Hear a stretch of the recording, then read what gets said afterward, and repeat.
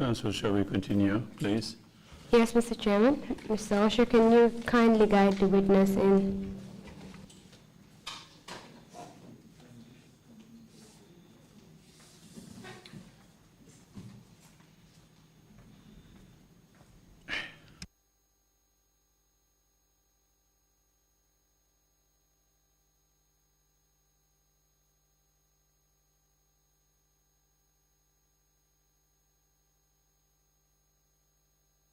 Welcome back, Mr. Witness. Hope you had a nice tea break. Just before the break, you told us about your arrest and detention at the NIA.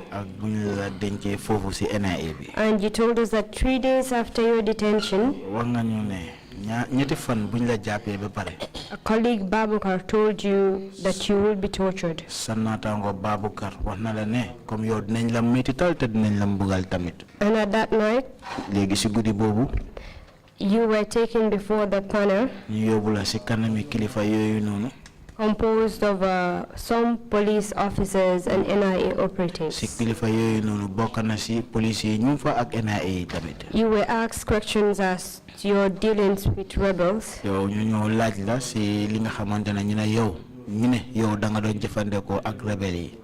were insulted by Alaji Moore, stripped naked by him, handcuffed, and he and Lamin Dabo in front of the panel members.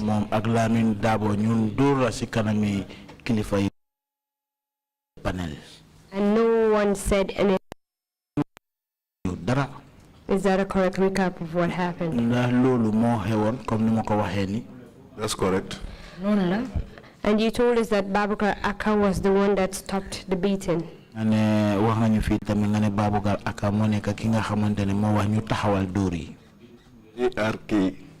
Jallo. ARK, yeah? ARK Jallo. The panel members you mentioned, I'll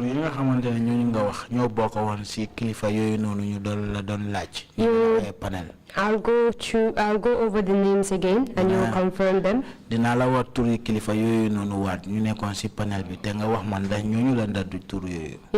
Botoketa and Salifunyang, who were police officers. You mentioned Babukar Jallo. And Babukar Ak Jallo, ARK Jallo. Babukar ARK Jallo. Alaji Moore. Musa Kinte. Babunjai. Samba Gajiga. Lamin Dabo. And Sirifuada. On your statement, I have Bobaji. Yes, Bobaji was also there representing the military. Wow, Bobaji tamung fa wonte for military. Can you tell us who was leading this investigations?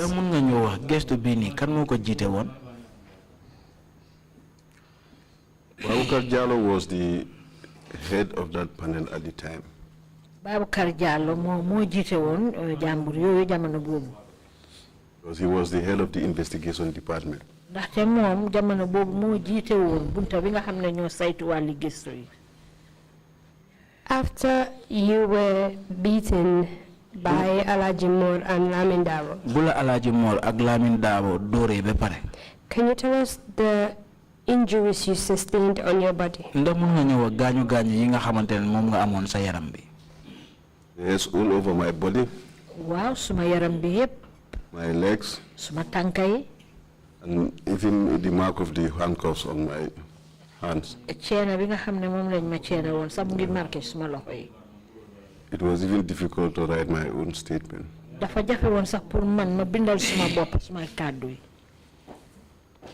what point were you asked to write your statement?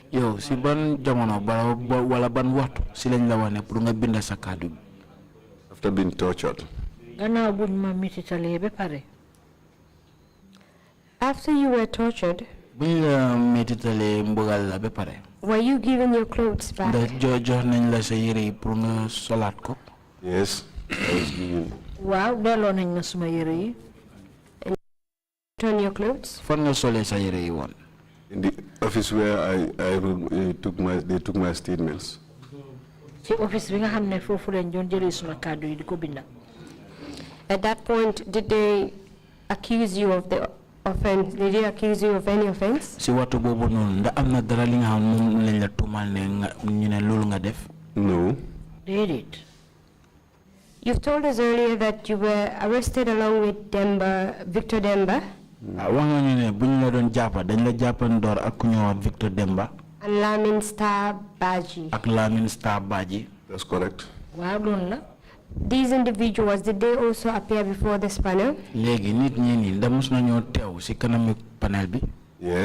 Wow. Can you tell us what happened to them? As for Lamin Star Baji, he also went under the same treatment I was given. Lamin Star Baji de moom façon ngi mugal biñ ma def moom lañ ko def moom tamit. But for Victor Demba, waaye nag Victor Demba, he was not tortured. moom day defuñ ko dara. Lamin Star Baji, was he an NIA operative? No,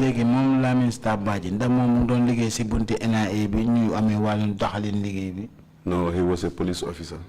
Déedéet moom police la woon. Do you know if he also was stripped naked and beaten just like you were? Yes, that's what he told me. Waaw loolu la ma wax. Who else was arrested in connection with this same issue? Later,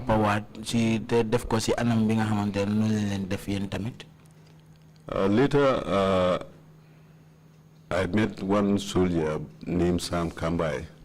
Gannaaw gi daje na ak benn soldat bu ñoo wax Sam Kambai.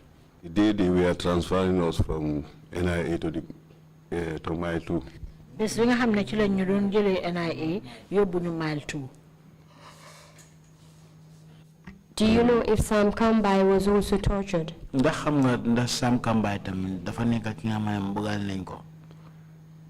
was even tortured more than me. Moom sax niñ ko mbugalee moo raw man liñ ma def. According to him, because he was arrested at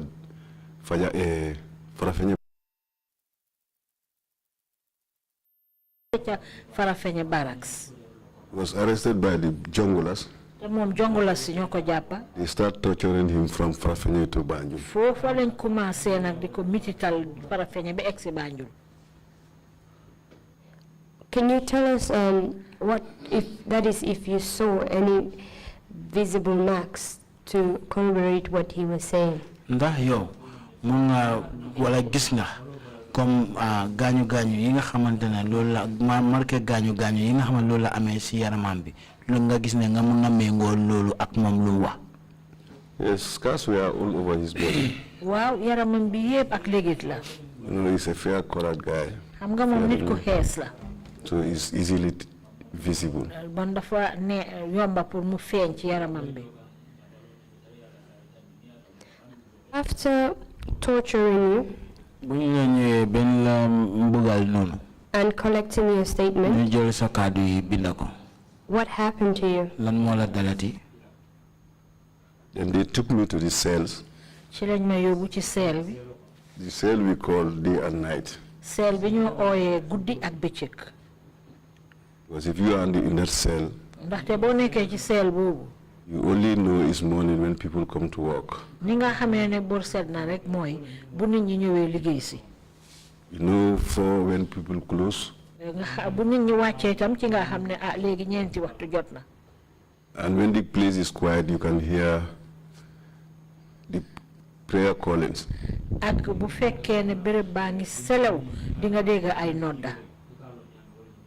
During weekends, you only know time when they bring lunch for you.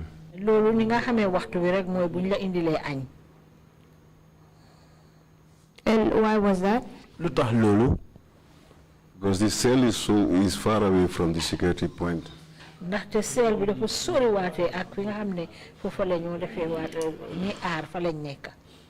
times you have even difficulties calling security to excuse yourself. Léegi-léeg sax di nga am jafe-jafe mun a oo ñi nga xam ne ñoo laa mën a dimbale pour nga dem soo soxlaa sa boppa.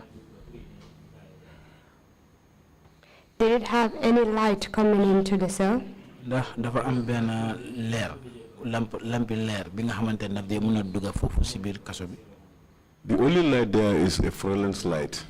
Leer ba fa nekk rek mooy lampa yu gudde yi nii. Because the cell is within a room. Ndaxte seel bi moom it ci biir néeg la nekk. No sunlight penetrates there. Foofu moom naaj bi moom doo ko gis janta bi. It was a dark room. dafa lëndëmoon.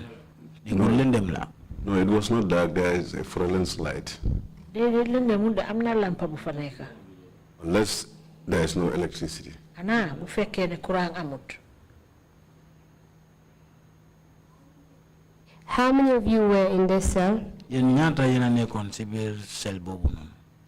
The cell I was, like 5 of us. The other cell is about 6 of them.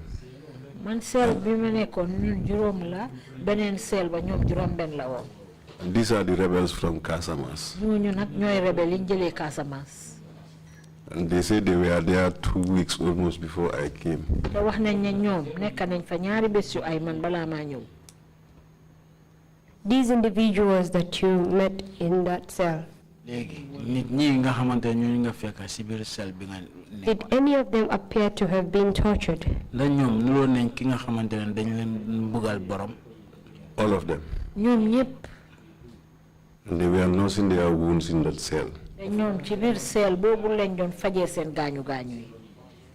Can you tell us what kind of wounds you saw on their bodies? ndax mën nga ñëw wax ban façon gaañu gaañu nga gisoon seen yaram. Their legs, back, seen their tànk yi hands, seen gannaaw yi seen loxo yi.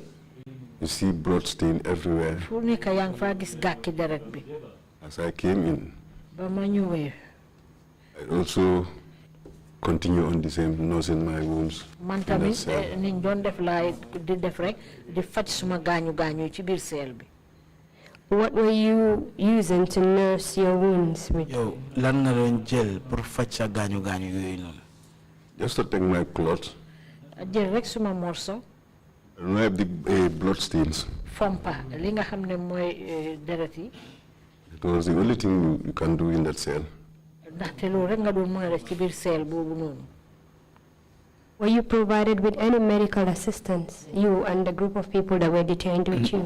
yow ak ñi nga xamante ne yow yaa ñooñu leen téye si biir cell boobu ndax jox nañ leen seen jumtuwaay bi nga xam ne mun ngeen a am faj. No. déedéet. You've told us that the cell was a room inside another room. wax nga ñu ne nga ne cell bi dafa nekk néeg si biir néeg. That's correct. waaw loolu la. Was there any ventilation in that cell? da foofu noonu am na lu mel ni palanteer wala pér bi nga xam mun nga am ngelaw ak yooyu. There are only 3 holes facing the main entrance. am na ñetti pax yoo xam ne mu ngi jàkkaarloo ak bunta bu mag bi. Did you have any forms of beddings or mosquito net provided to you in that cell? da foofu noonu am ngeen fa lu mel ni ak ay lal wala li nga xam mooy sanke pour yooyu. No. déedéet. How did you cope in that cell? léegi naka ngeen mën a toog noonu si biir cell bi foofu.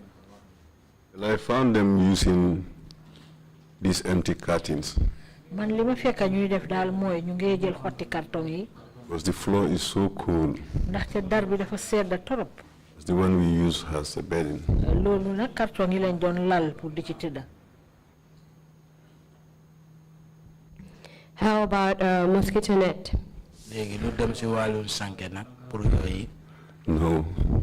déedéet. Very hardly to sleep at night. dafa jafe na pour nga mun a nelaw guddi sax. Why was that? lu tax loolu. Because of mosquitoes everywhere. ngir fu nekk ak yoo la woon.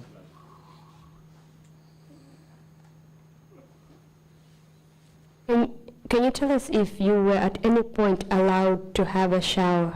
ndax yow mën nga ñëw wax am na benn wattu wala jamono boo xamante nangu nañ pour nga sangu.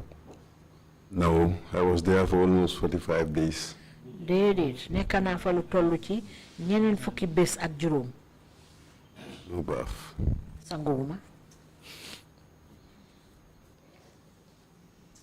Can you tell us about the food that was given to you while you were detained in that cell? léegi mën nga ñoo wax lekka bi nga xamante ne loolu lañ la doon jox mu fekk ñu la dencoon foofu noonu si biir cell bi. Every prisoner was given a ration of $75 a day. képp kuñ fa téye daal dañ lay jox juróom ñaar fukki dalasi ak juróom bés bu nekk. $25 breakfast, $25 lunch, $25 dinner. ñaar fukka juróom pour ndekki ñaar fukka juróom pour añ ñaar fukka juróom pour reer. So you have to tell the security to combine it and buy a bowl of rice. léegi nag da ngaa wax ñi fa garde ñu boole wante ko jëndal leen booli maalo. That can sustain you the whole day and night. nga xam ne loolu dina la mën a yóbbu bés bi yëpp ak guddi gi. While you were detained at the NIA premises, mu fekk ñu la téye foofu noonu si NIA seen béréb ba. did your family know your whereabouts? ndax sa mbokk yi xam nañ fan nga nekkoon. No. déedéet. Until a time. xanaa ba tollu ab jamono. When I insisted that I want to see my wife. bi ma dëgëree daal ne man nag dama bugg a gis suma jabar. I told them to take me to the Director General. ma ne leen nañ ma yóbbu ci kilifa gi muy Director General ba. To see my wife. ndax ma gis suma jabar. And they extend the message to him. ñu eggee ko kàddu gi. And he allowed my wife to come. ci la dal di nangu nag suma jabar pour mu ñëw. The day my wife came. bés bi suma jabar ñëwee. They called me to the same conference room. ñu ooma ca fa nga xam ne mooy saal ba ñoo daje. I was waiting for my wife. maa ngi toog di xaar suma jabar. Then the police officer Salif Nyang. police bi ñoo wax Salif Nyang. Told me that. ne ma. They wanted me to change my cautionary statement to a witness statement. dañ bugga kàddu yi nga xam ne ñoo ma doon laaj may joxe kàddu yi dañ bugga ma wecc ko ma far doon seede. So that they can use me as a state witness against those rebels. nga xam ne ñoom dañ ma mun a jëfoo ma nekk seede nguur gi ci kaw rebel yi. I told him that's not my mission in this room today. ma ne leen loolu nag du suma jubluwaay ci néeg bi fi mu nekk tey. I'm here to see my wife. li ma fi indi mooy ma gis suma jabar. And later. gannaaw gi. Babukar ARK Jallo came in. Babukar ARK Jallo dugga si. He told me the same thing. moom it mu wax ma benn kàddu bi. I told him, bro, don't interfere. ma ne ko bul ci dugal sa gémmiñ. Because you, I have big regards for you. ndaxte yow dama la ormaal. You know, Alhaji Mor is an evil. xam nga Alhaji Mor moom ku bon la. He cannot use me. duma mun a jëfoo de. Let me face the consequences. xaaral daal lu mun a doon ma jàkkaarloo moom. Later they brought my wife. gannaaw gi nag ñu far indil ma suma jabar. Start chatting with her. ma commencé di waxtaan ak suma jabar. So my swollen hands. mu gis suma loxo yi ni mu néewee. Asked me why this. mu laaj ma lii lu ko waral. I told her I was tortured. ma ne ko man de dañ ma doon dóor. This was the effect of a handcuff. lii ceene biñ ceene woon suma loxo yi moo tax mu def nii. Later I was returned back to the cell. gannaaw gi nag ci lañ ma delloowaat ci seel bi. Why did you describe Alhaji Mor as evil? yow lu tax nga wone Alhaji Mor ne comme dafa nekk nit ki nga xam ne nit ku bon la. Alhaji Mor is such a character before he start torturing. Alhaji Mor de façon yu mindeef la boo xam ne balaa moo commencé sax di la dóor. He will go and drink alcohol. dafa dem naan ba mandi. Smoke cannabis. dal di tuxtaay. So that he can execute whatever he want to do. nga xam ne mboolem lu mu la bugg a teg na la ko teg. Even the day Babu Njai was informing me that I will be tortured. xam sax bés bi ma Babu Njai doon yëgal ne man de tey dinañ ma mbugal lool. Told me presently Alhaji Mor is at Jacaranda drinking. ci la ma ne ma jamono bii sax Alhaji Mor mu nga toog Jacaranda di mandi. So anytime he comes. saa yu egsee nag. you will be tortured. dinañ la toroxal. So that is why I told Babukar. ci laa wax Babukar ne. Alhaji Mor is an evil. Alhaji Mor nit ku soxor la. He's not trustworthy. jaruta óolu. And we face the consequences. xaaral daal lu xew ma jàkkaarloo loolu.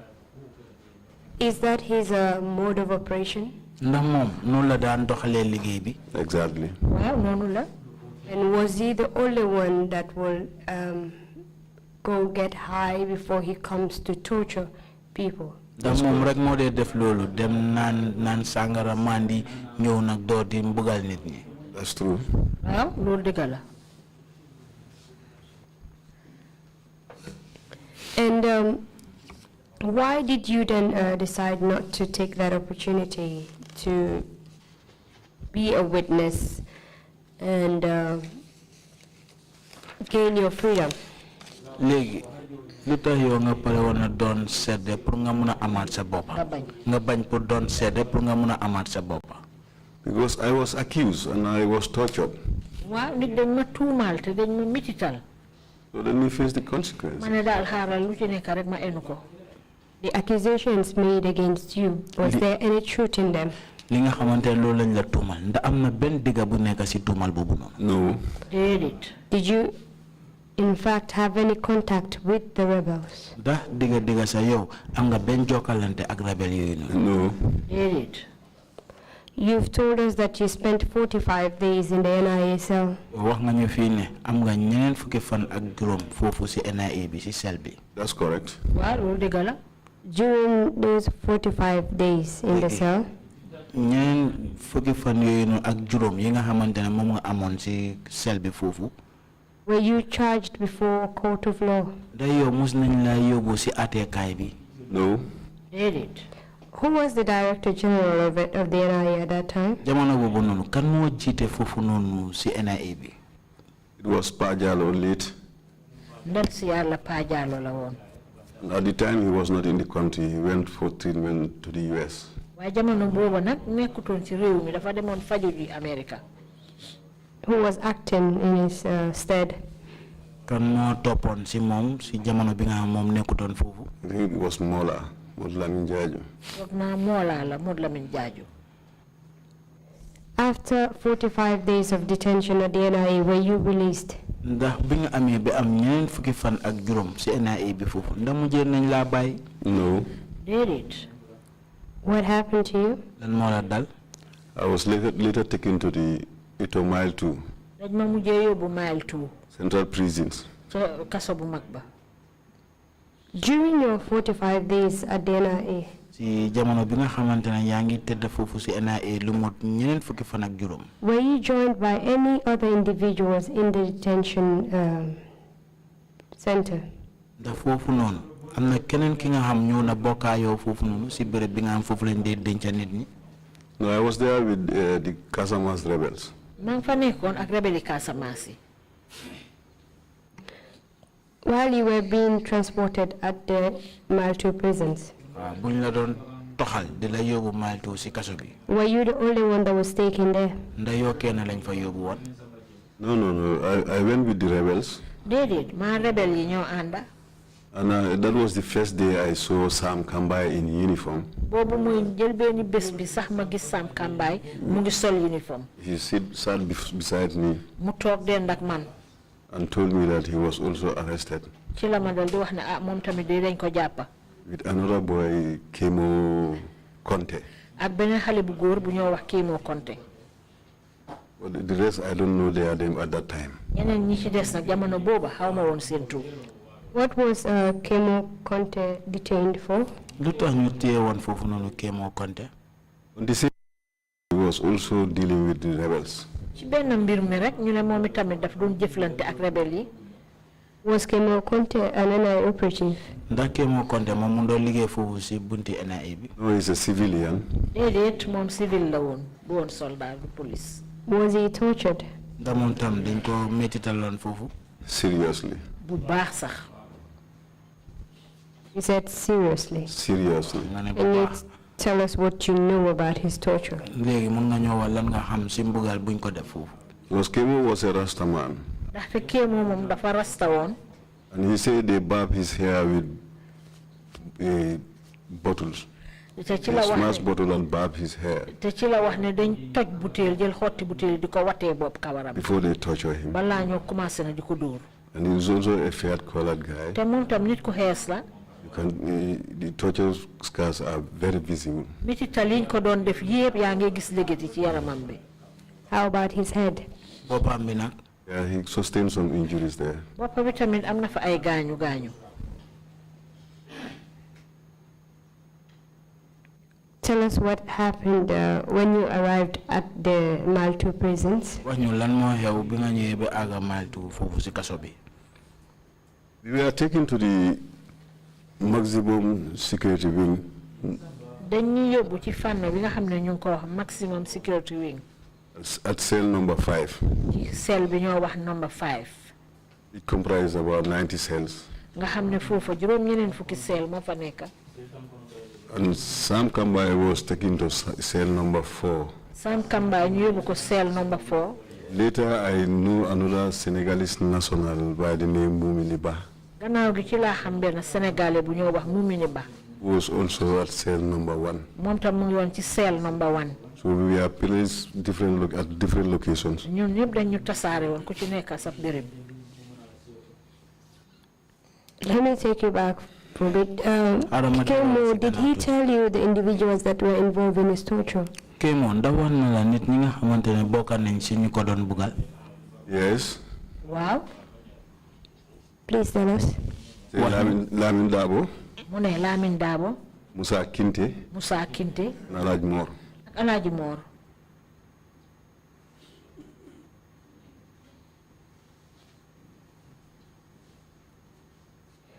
How about Sam Kambai? Did he tell you the individuals that were responsible for his torture? Sam Kambai tam mo wax na la si nit ñi nga xamante ne bokk nañ si ñu ko doon bugal. Sam started receiving torture from Farafenye by the junglers. Sam moom jongula yi ñoo commencé di ko toroxal depuis ca Farafenye. Then when he faced that panel, lim jàkkaarloo ak jàmbur yooyu. the same torturers continued torturing. ñooñu ko doon mitital ñoo continué waat ba tey di ko teg benn mitit bi.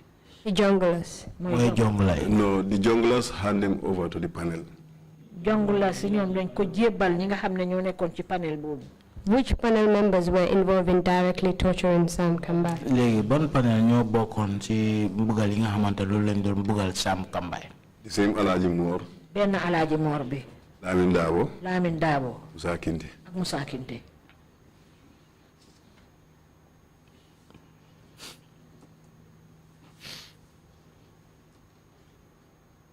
And was this the same panel that you were brought before? Ndayo tam benn kilifa yi nii nga xamante ñoo si ñooñu lañ la yóbbu seen kanam. ndax moom tam benn kilifa yi la woon. Yes. Wow. When you arrived at the NIA, at the Maltu prisons, bi nga ñëwee ba àgg Maltu foofu si kaso bi. Did the NIA provide any committal warrant for your admission into the Maltu prisons? Ndax NIA wane nañ kayit bi nga xamante ne moo wane ne comme loolu moo leen war a dooleel pour ñu mun laa dugal foofu si biir kaso bi. No. They did. We are just there as detainees. dañ fa nekk rek pour ñu teg ñu fa. Did they charge you with any particular offense before taking you to Maltu prisons? ndax ñoom am na dara li nga xamante ne tuumal nañ la ko balaa ñu laa dem denc foofu si kaso bi Maltu. No. They did. After you were detained at Maltu prisons, bi nga ñëwee bañ la denc foofu si kaso bi Maltu.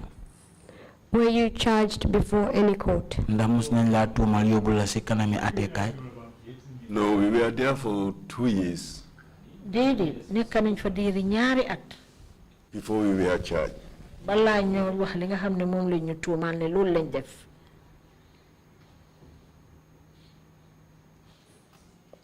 During your 2 years detention at Maltu, biñ la fa dencee woon lu mut ñaari at foofu si Maltu.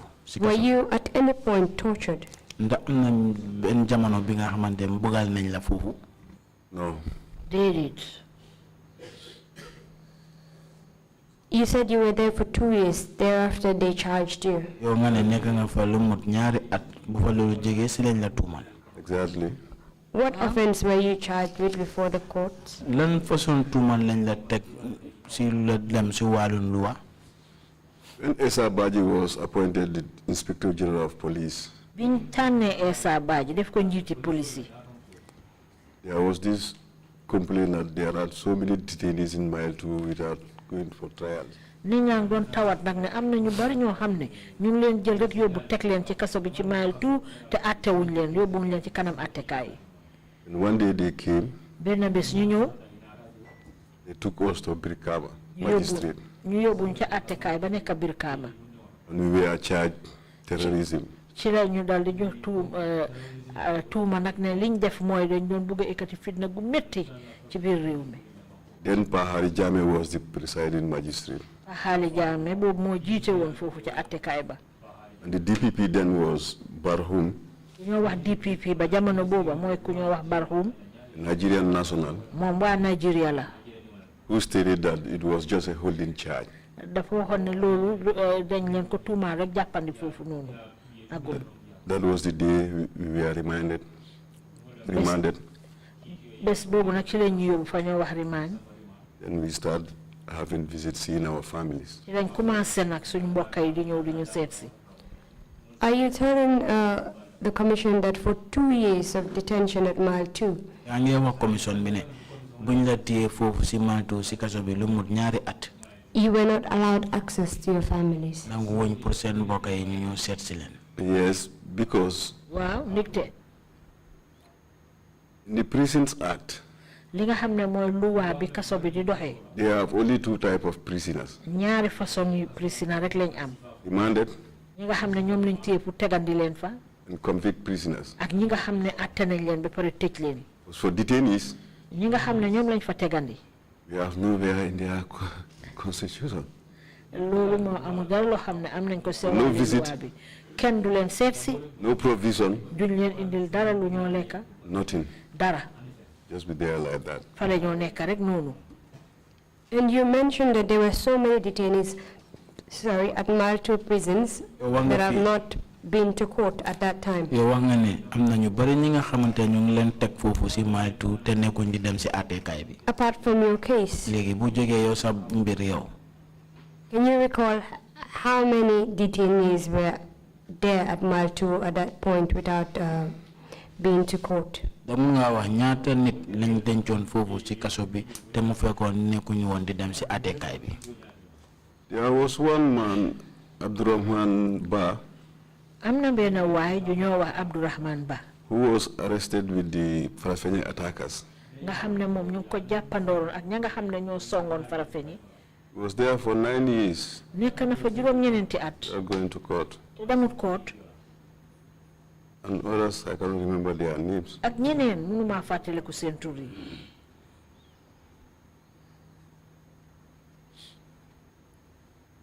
Can you tell us about your court process?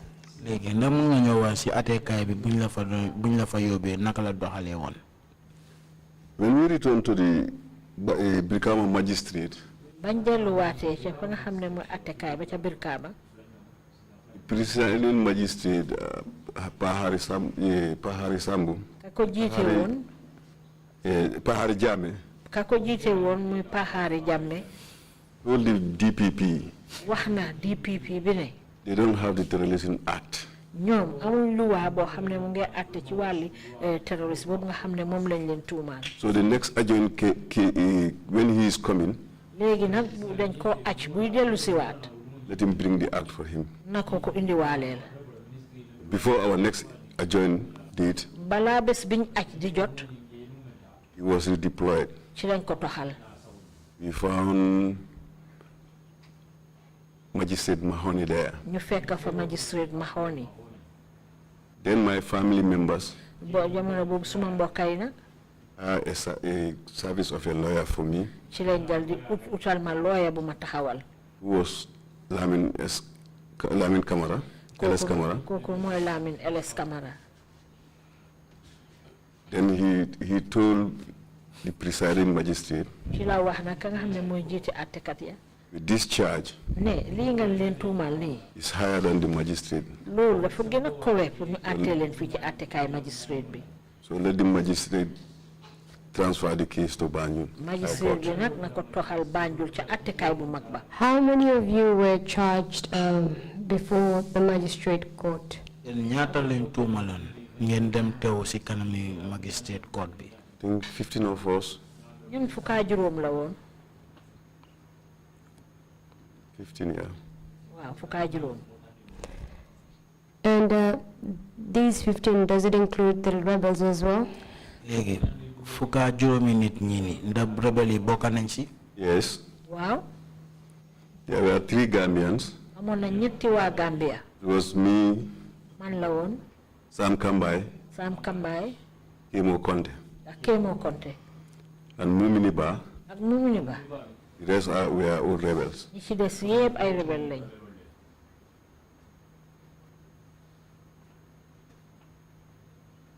You mentioned a Mumuniba. When did he join you?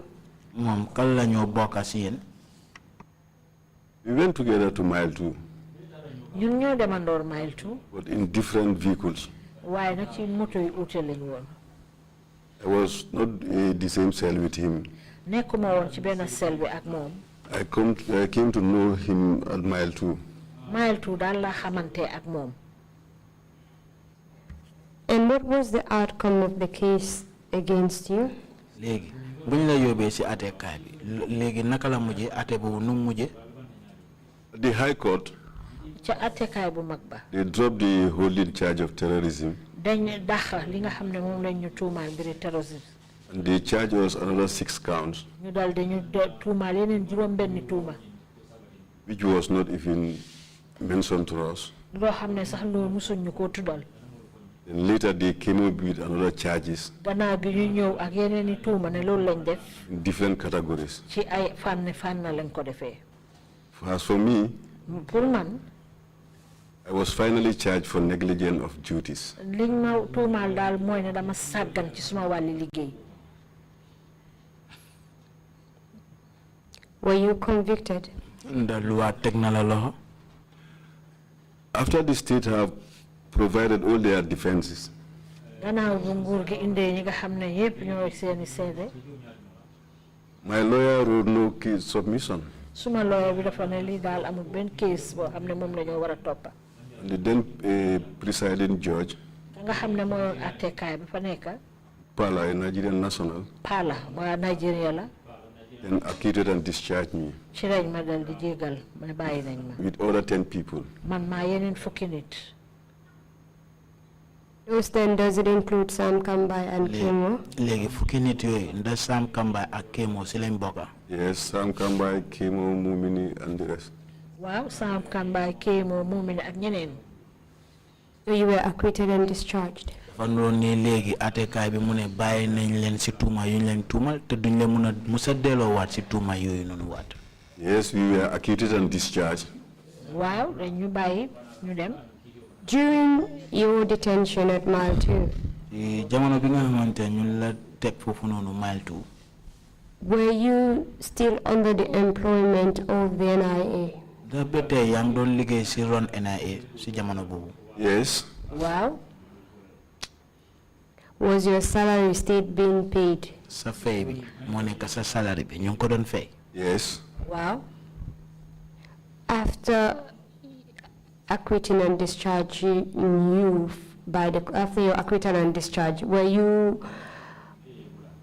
did you return to your post at the NIA?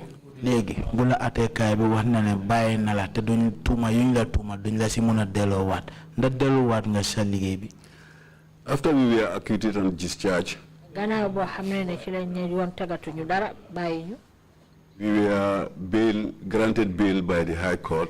Ñu dal di ñu bail High Court bi bail ñu jox ñu We bail. reporting on bail. Nee na ñuy dem di uyu ji. Because at the time the state said they will appeal against the case. Ba jamono joo xam ne nguur gi wax nañ ne dañoo dàppelaat atte bi.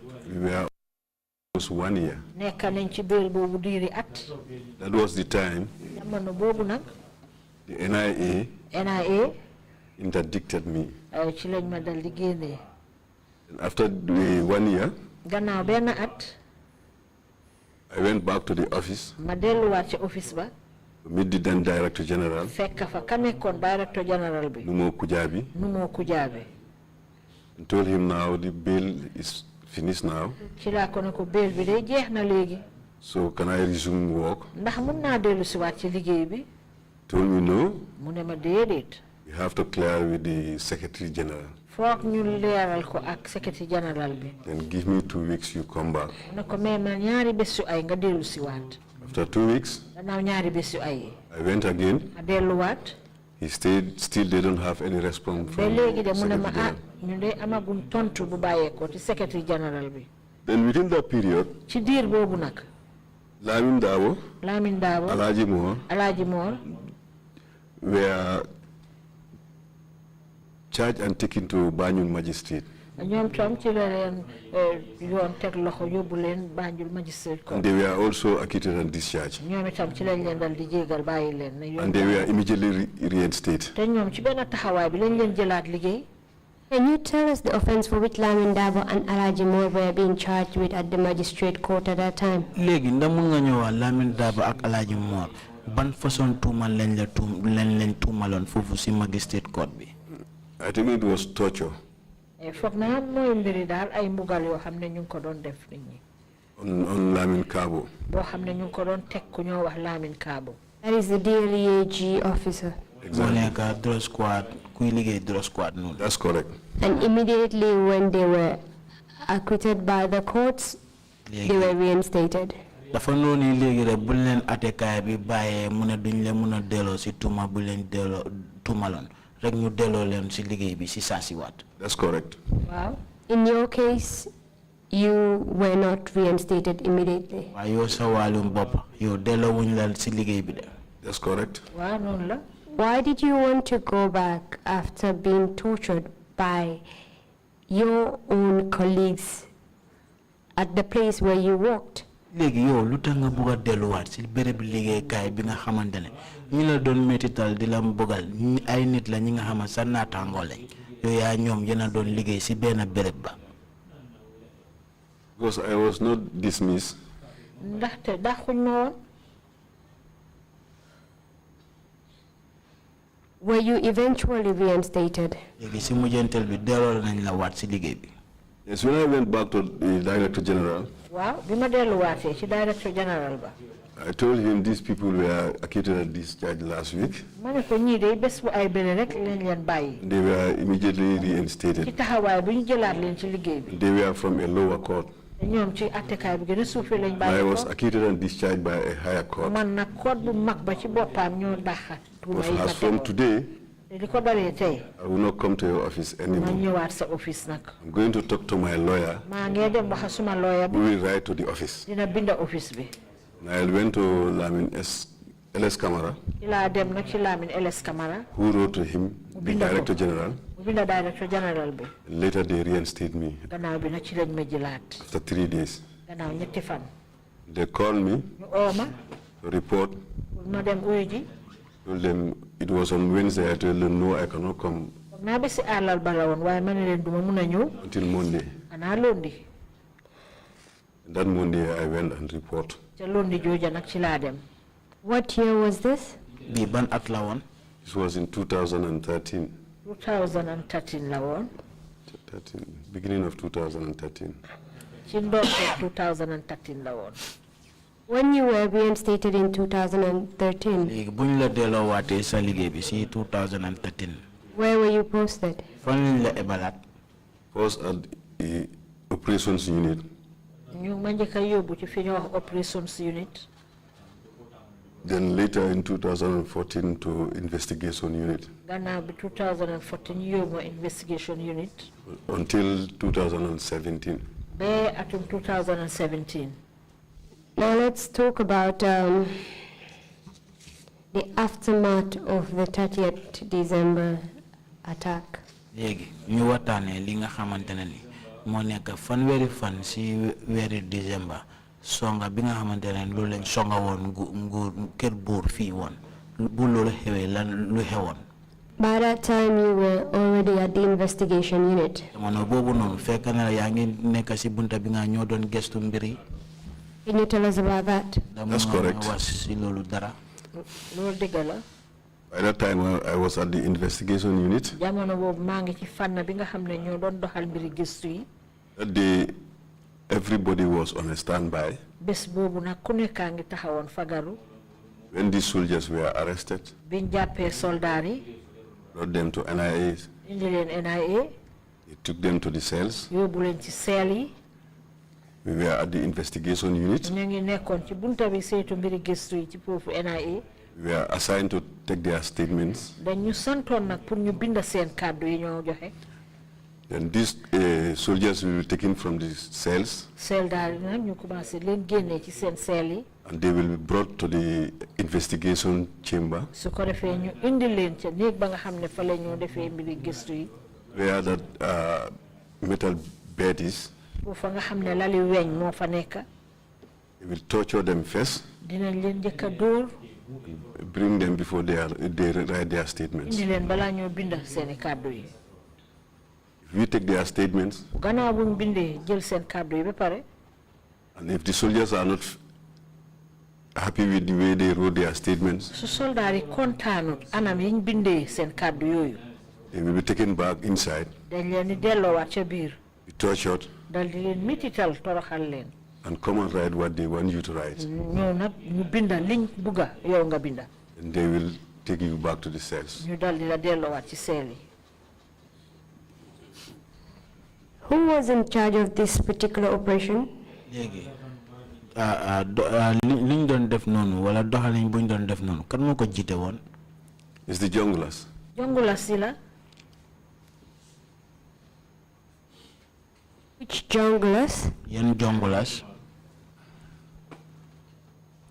I don't know their names. xawma seen tur yi. But these people are dressed in black. ñii daal ñu ngi sol yére yu ñuul. With mask all dal di over.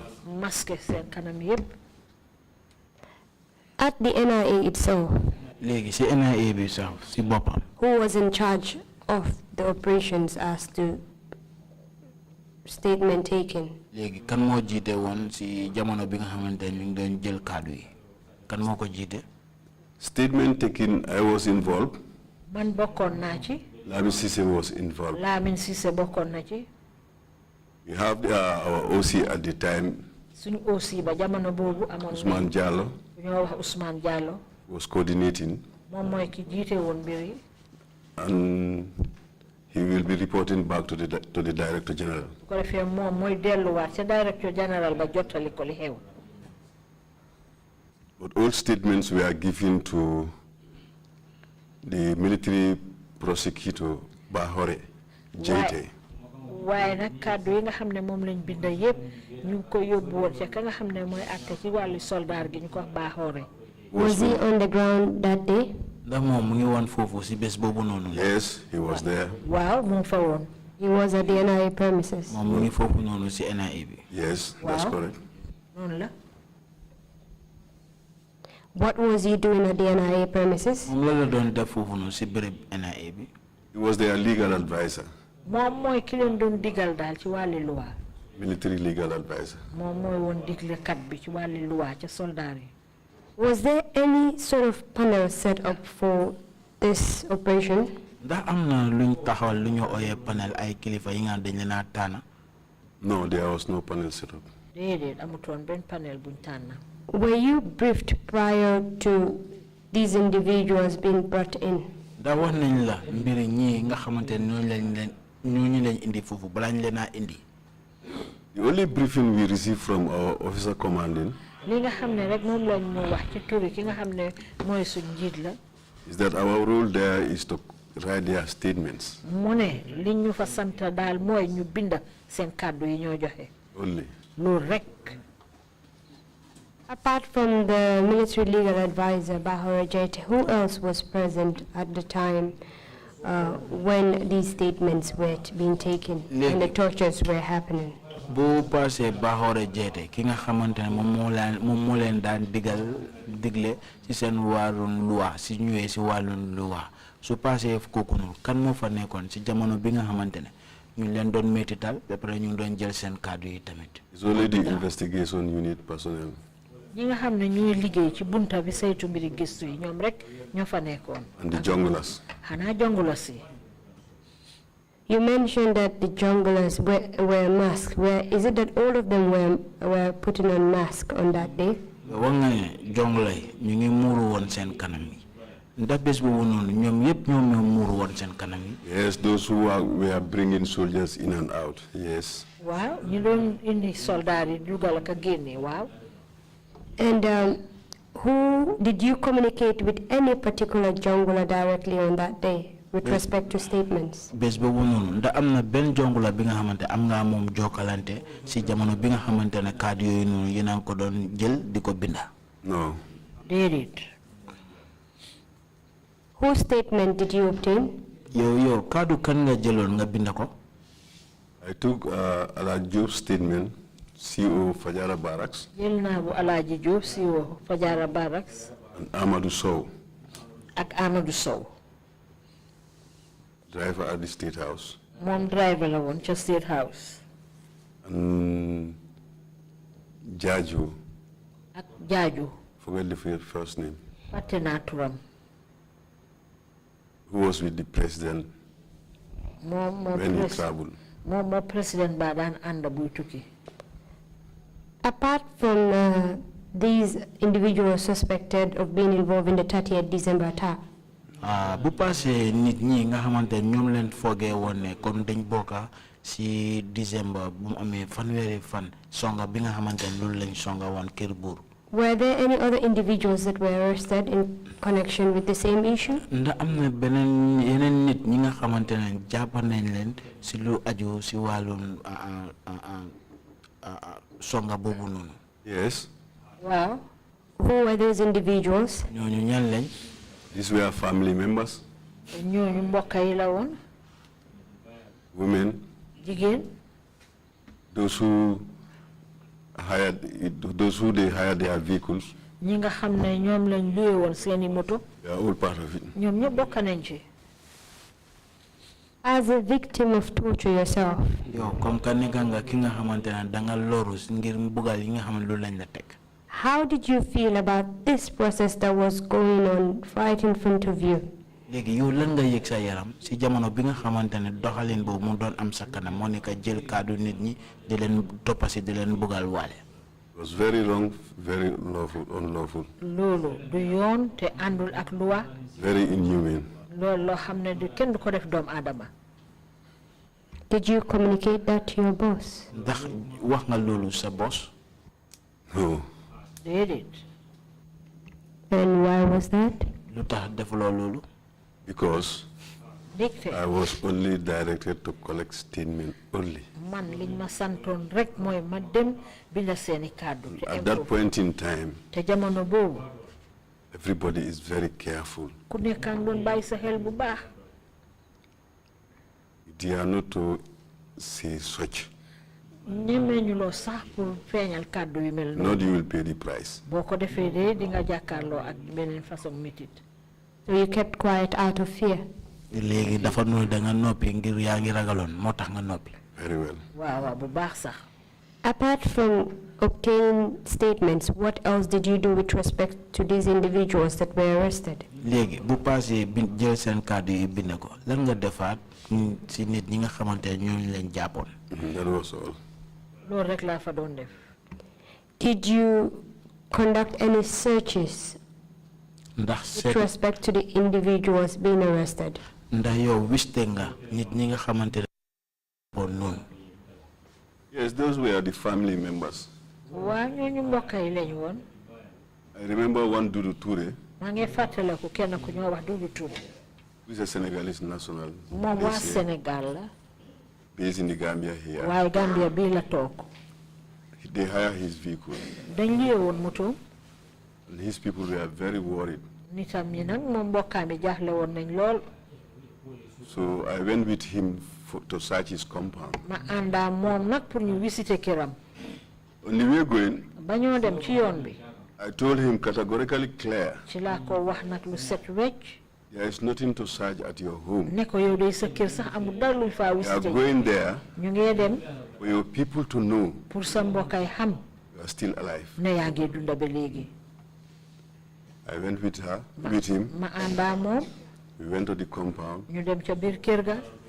Met his mother. ñu fekk fa yaayam. The chat. fekk fa caatam. Then we come ñu back. waxtaan ñu dal di fa jógee dem. When going to his house, did anyone else accompany you? léegi bi nga doon dem si këram ndax am na keneen ki nga xamante ne daf la gunge woon. No. déedéet. It was only me and the driver. man rek la woon ak driver bi. With Dudu himself. ak moom Dudu ci boppam. Were you authorized to conduct this search? yow dañ la jox doole bi pour nga def wiste bii nii. Yes, I demanded for it. waaw man maa ko sàkku woon. And according to you, you did it so that the family members would be aware of his whereabouts. nga ne soo gisee nga def loolu da nga bëgg a mbokkaam yi ñu xam fan la nekk. Exactly. waaw loolu la. Apart from Dudu Toure, did you conduct any search with respect to other suspects? léegi bu passé Dudu Touré ndax am nga keneen ki nga xamante ne bokk na si ñi foogee woon ne dañ bokk si songa boobu noonu def nga ay wiste si seen kër yi. Yes, but not with that 30th attack. déedéet waaye ajuwut nag ci loolu nga xam ne moo xewoon. This was another Alaji Job. bi kii beneen Alaaji Jóob la. The deputy editor, Daily Observer, nga xam ne moo toppa ci éditeur bu Daily Observer. was arrested, moom dañ ko jàpp. tortured. dóor ko. Later, gannaaw gi. I went with him to search his house. ma àndaa moom pour ñu visiter ji néegam. I told him the same thing. leen na li ma wax kële laa ko waxaat. When we reached, bañ àggee. found his family, ñu fekk fa mbokkaam yi. his children, doom yi.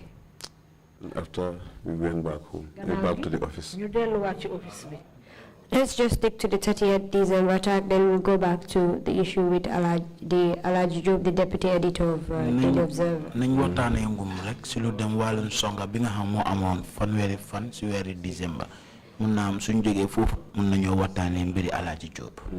The tortures of these 30 suspects of the 30th December attack. ñi nga xamante ñooñu lañ doon métital di leen bugal ñu ne dañ bokkoon si songa bi nga xam moo amoon fanweeri fan si weeri décembre. Do you know how they were carried out? ndax xam nga loolu naka lañ ko defee woon. It was done in that torture chamber. ñu ngi ko doon defee rek ci biir néeg boobu nga xam ne fa la ñoo métitalee nit ñi. Only the junglers were carrying out that torture. te jongula si ñoom ñooy ñi nga xam ne ñoo doon def loolu. What did they use to torture them? That is, if you know. lan lañ dee jël suñ leen dee mbugal su fekkee ne xam nga ko. No, I don't know because I don't access the room at the time. déedéet xaw ma ko ne jamono jooju duma dee dugga foofu.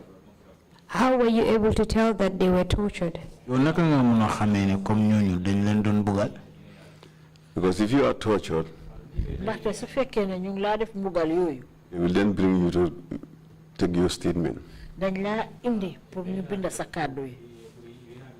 If you see the individual, soo gisee borom. you yourself will know that this man is tortured. yow ci sa bopp foog nga xam ne kii. You see blood stains, am na luñ ko doon def ndax di ngay gis ay naaj deret. see lashes, di nga gis ay dog. and sometimes they will even confess to you that they are tortured. léeg-léeg sax ñoom ci seen bopp ñoo laa wax ne am na ay mitital yoo xam ne ñu ngi leen ko doon def. During this statement taking exercise, léegi si jamono bii nga xamante ne yéen a ngi doon jël kàddu gaay. was there an independent witness? am na seede bi nga xamante ne seede bu farul fenn la mu ngi nekkoon foofu si biir néeg bi. No. déedéet. The whole exercise, there was no independent liñ doon witness. def noonu yëpp amul benn seede boo xam ne Because this exercise was late at night. ndaxte lii jamono buñ koy def xaaji guddi la dee nekka. We don't have any independent witness to amul it. benn seede boo xam ne ku farul fenn la koo xam ne indi nañ ko pour mu seede ko. When you say late at night, at what time was this? soo waxee xaaju guddi la dee doon si ban waxtu la lu woon. During the hours of 2, 3 a.m. diggante ñaari waxtu ba ñetti waxtu ci xaaji guddi. Can you recall on how many occasions these suspects were tortured? da mun ngaa fàttaliku si ñaata yoon lañ jël nit ñi nga ñu foogee ne dañ bokka si songa boobu noonu métital ñaata yoon lañ leen métital di leen bugal foofu noonu. At our end, ñun ci suñ boor. it depends on how you wrote your statement. dafa des rek ci ni nga bindee sa kàddu yi. If they are not satisfied with it, su fekkee ne li nga binda daal dawut leen. they will take you back and torture you dañ laa delloo war dóor la. until and unless you give them what they want. xanaa de nga jox leen liñ bugga. Do you have any conversation with the suspects? ndax léegi ñi nga xamante dañ leen foogee kon dañ bokka si songa bi ndax yow war am nga waxtaan ak ñoom. Yes, when taking their statement. waaw bi ma binda seen kàddu yi. What else, what did they tell you? ñoom lan lañ la dee wax. As for Alaji, his hand was even swollen. Alaaji moom loxo bi sa dafa néew woon. But he wrote his own statement. waaye nag moom moo bindal boppam kàddoom yi. Told him, but with this pain, you think you can write your statement? ci laa ko ne ko ndax ak mitit bi foog nga li nga mën a bindal sa boppa. Let me just try. mu ne xaaral ma jéem. But for Amadou, waaye nag Amadou Sow. I wrote his statement. man maa ko bindal kàddoom yi. And Jaju. ak Jaaju.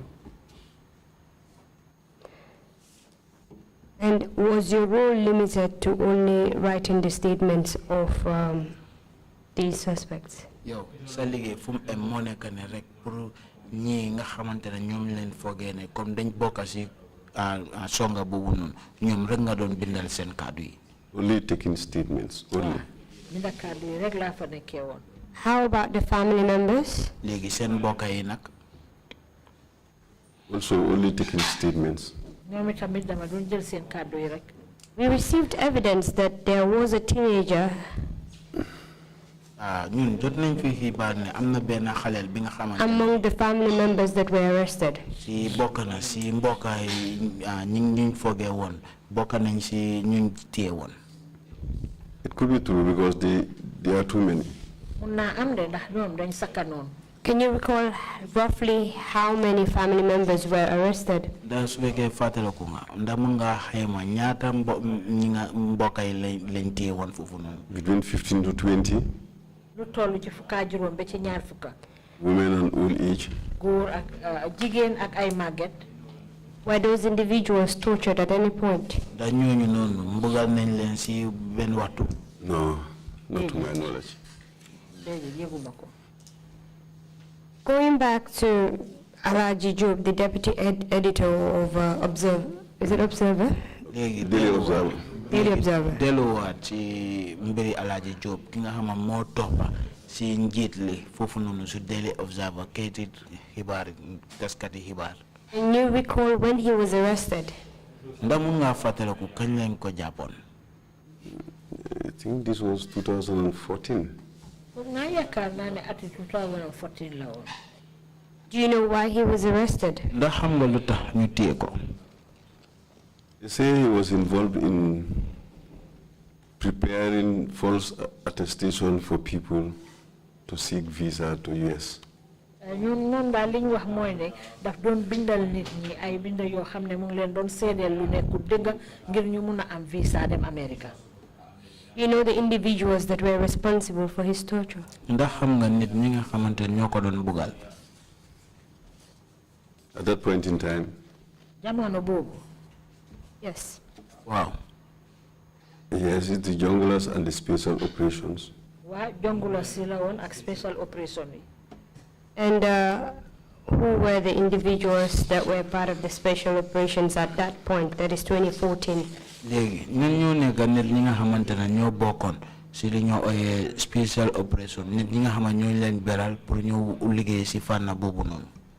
It was Lamin Dabo, Lamin Dabo la. Tamba Mansaring, Tamba Mansaring.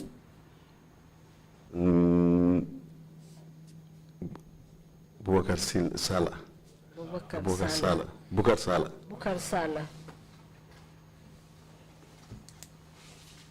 And these were the individuals responsible for the torture of Alaji Job, the deputy editor of Observer, correct? léegi ñii ñooy nit ñi nga xamante ne ñoo doon bëggal Alaaji Job ki nga xamante ne moo toppa njiit li bi nga xamante ne moo nekk si kayiti taskati xibaar bu ñuy wax Observer. No, they were at the special operations. déedéet ñoom ñu ngi bokkoon ci ñi tànnoon daal pour ñu doxal liggéey bi. And you told us that the special operations are the ones that are usually responsible for torture. te wax nga ne ñi nga xamante ne ñoo leen ber pour ñu def liggéey bi ñoo nekk ñi nga xamante ne ñoo dee mbugal nit ñi. Exactly, that's true. And Alaji Job was tortured by members of the NIA and also the junglers as well. Alaaji Job tam ñu ko doon bëggal moo nekk NIA bi ak Jongla yi. That's correct. The individuals you mentioned are the ones that were in the special operation unit, that is Lamin Dabo, Tamba Masire, and Bubakar Sala.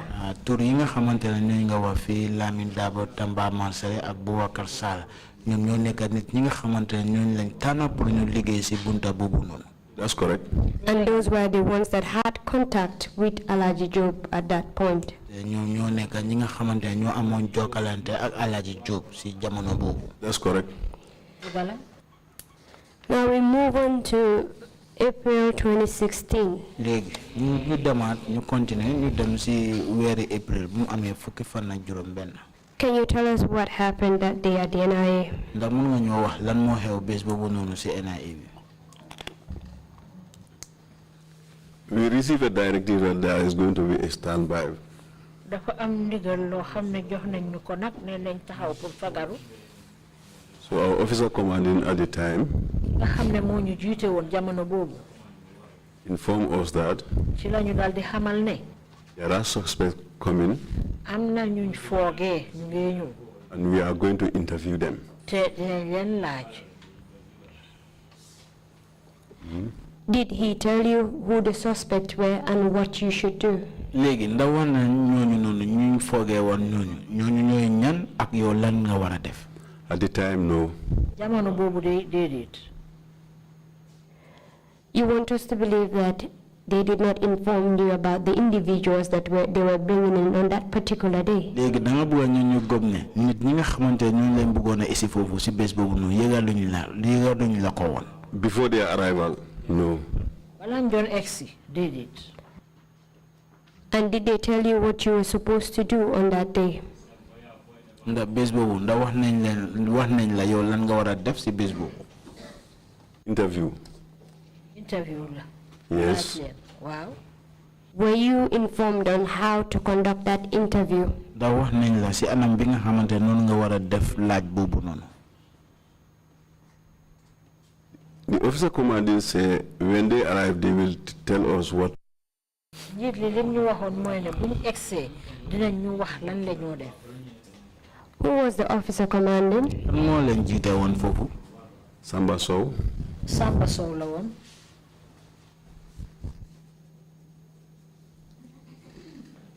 And at what time of the day were you informed about this?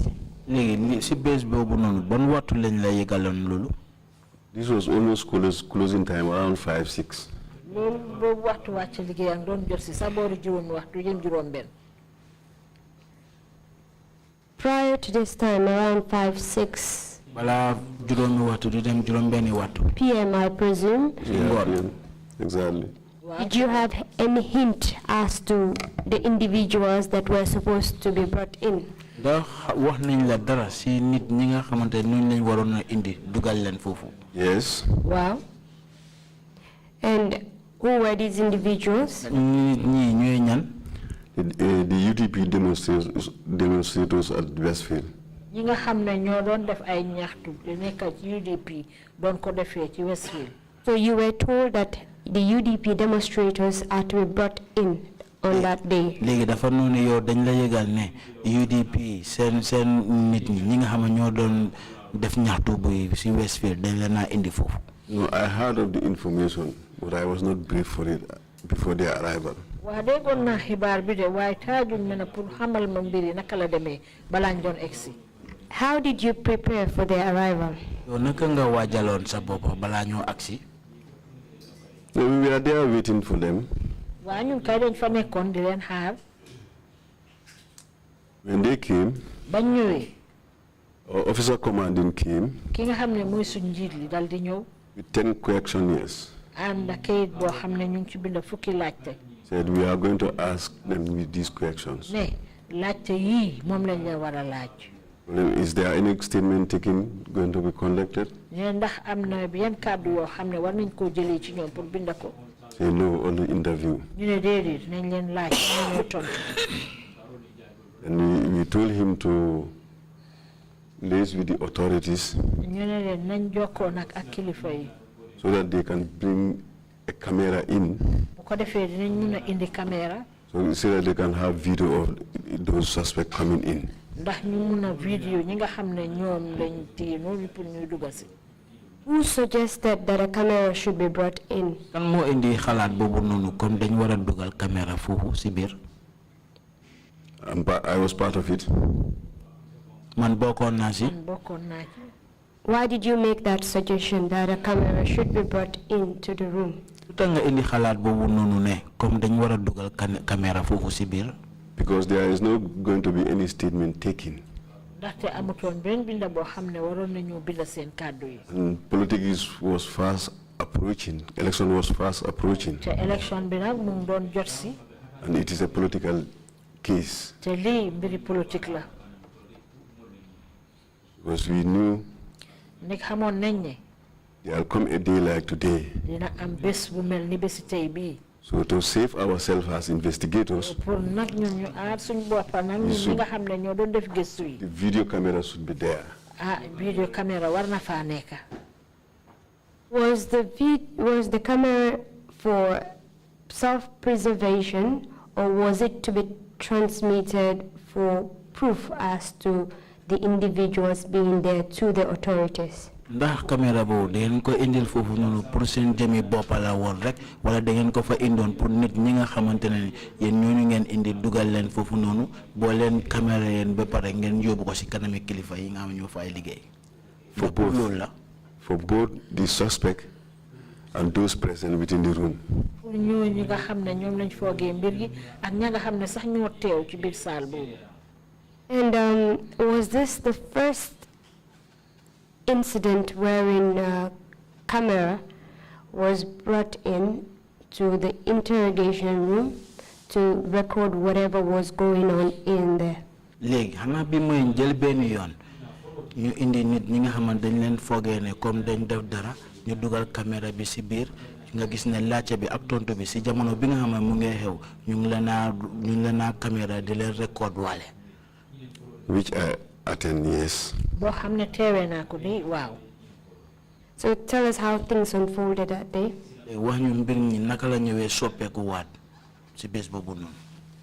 When these people were brought in, it was myself, Lamin Sise, who were conducting this interview.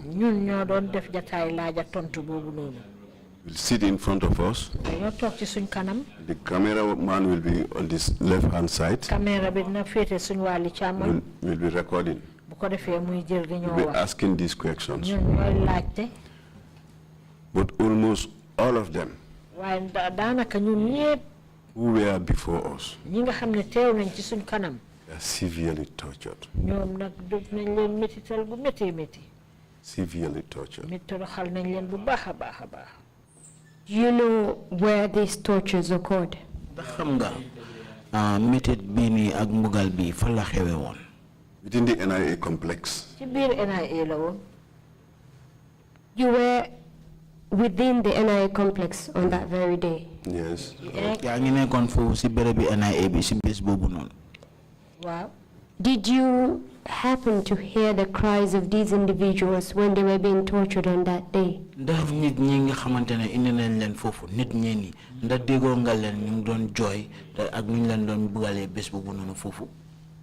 Of course, yes. Not only hearing the cry, they will sit before me. You will see how these people were tortured. On that day, do you know which individuals brought these people to the NIA?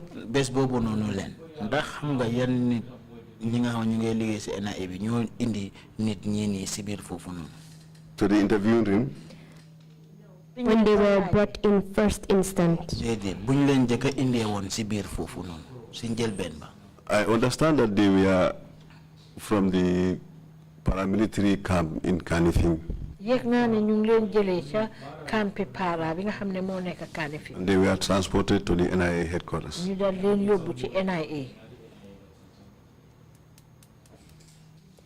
On that day, do you know the individuals that were carrying out the tortures? ndax xam nga nit ñi nga xamantene ñoo bokkon ci mbugal buñ leen doon mbugal nonu? No, because I was at the interviewing room.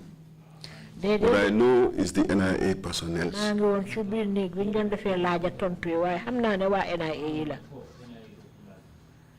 Did you come to know the individuals that tortured them? Yes. Well, tell us the names of these operatives that carried out the torture. Tamba Mansaring. Tamba Mansaring. And Bukar Sila. Bukar Sila. Bukar Sala.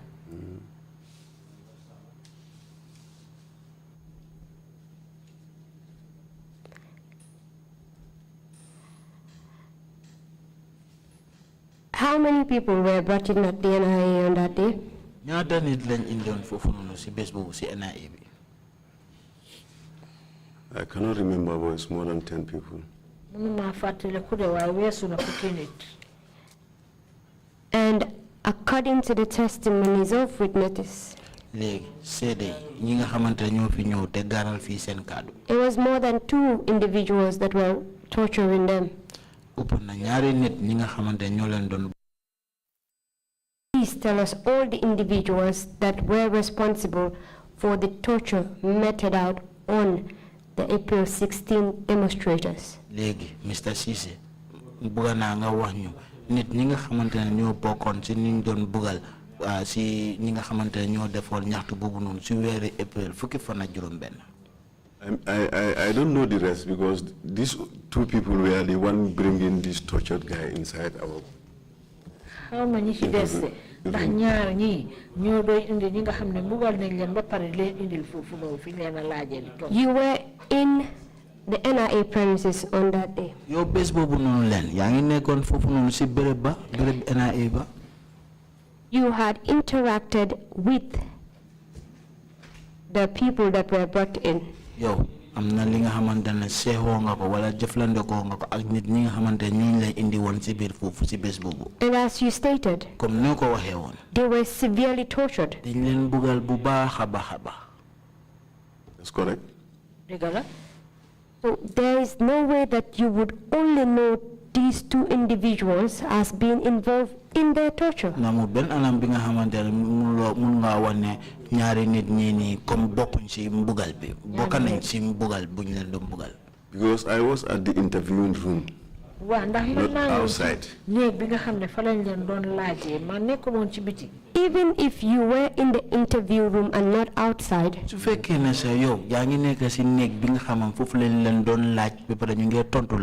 you did interact with the individuals that were brought in and were battered. And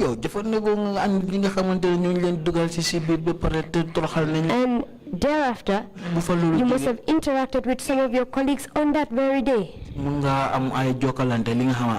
the people that were on ground on that day.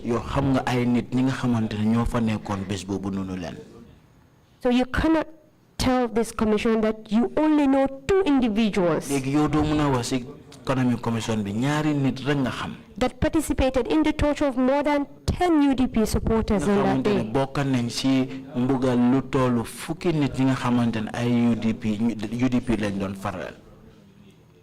You know the location of the investigation unit?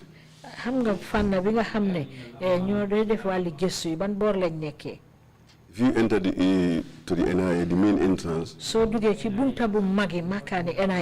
investigation unit is on the far left-hand side of the corner of the premises. So it was not possible for you to be in an interviewing room, knowing what is happening at the main gate end. That was not possible. Distance is too far. Are you hiding behind the fact that you were in the investigation room? To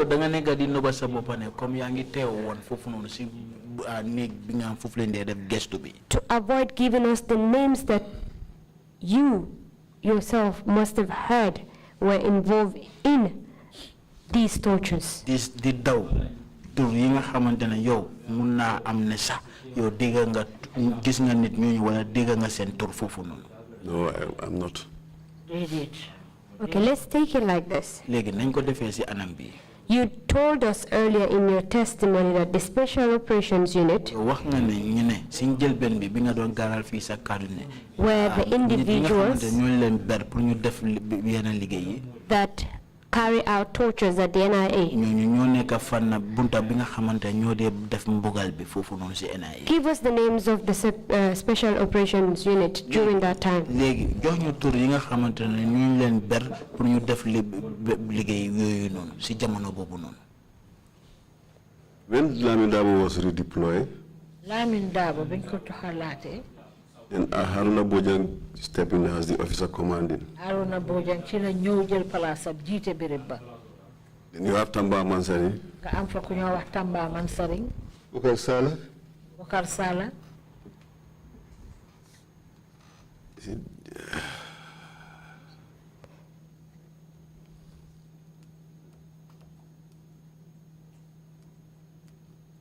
I cannot remember the rest. Fàttale ko ma ñu des de. It's more than 3. I know it's more than 3. Yeah. No, open na ñetta de. You mentioned Haruna Bojang. He's the officer commanding. And you said he's the officer commanding the Special Operations Unit. Was he on ground on that day? Yes, he was on the ground. Who was immediately after Haruna? Who was there? I don't know whether Bokar Sala or Tamba Mansari. I'm not sure. How much Bokar Sala or Tamba Mansari? Oruma. Mr. Seka, Yes. I am finding it very difficult to believe that you can only recall the names of 3 members of the Special Operation Unit.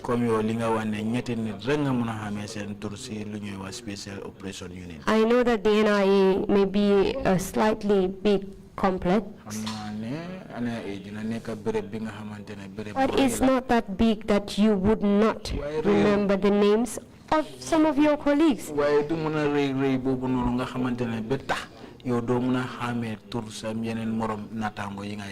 Special operations and investigations. Special operation investigation. They work together at the NIA. You interact with them. Is that not so?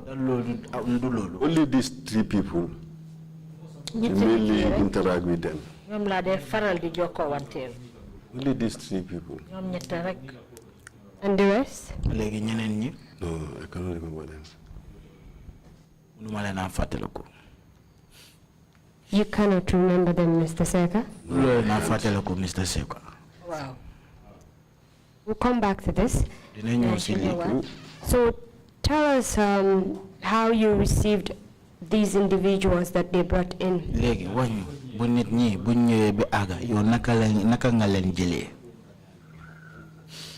Looking at their physical appearance, you know they were tortured. Especially Fatumata Kamara and Fatumata Jawara. Surtout kunyo Fatmata Kamara ak Fatmata Jawara. They cannot even talk. You have to help. They end up helping them to even sit properly. They were really tortured. And what does your interaction with them, what did it entail?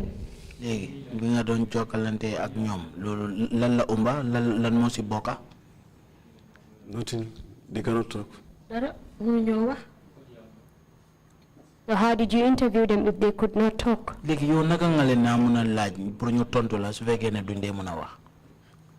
cannot even interview them. You have to take them out. What else did you do with respect to these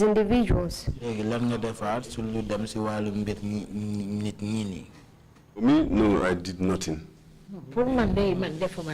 Are you sure about that? Very, very well. Okay, I will read the statements of some of your colleagues to you. Can you excuse me for a minute? Okay, you may.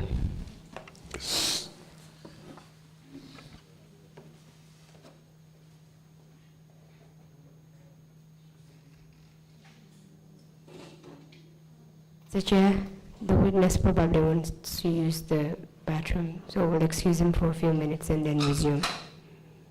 Sure, we'll wait for 5 more minutes and then continue.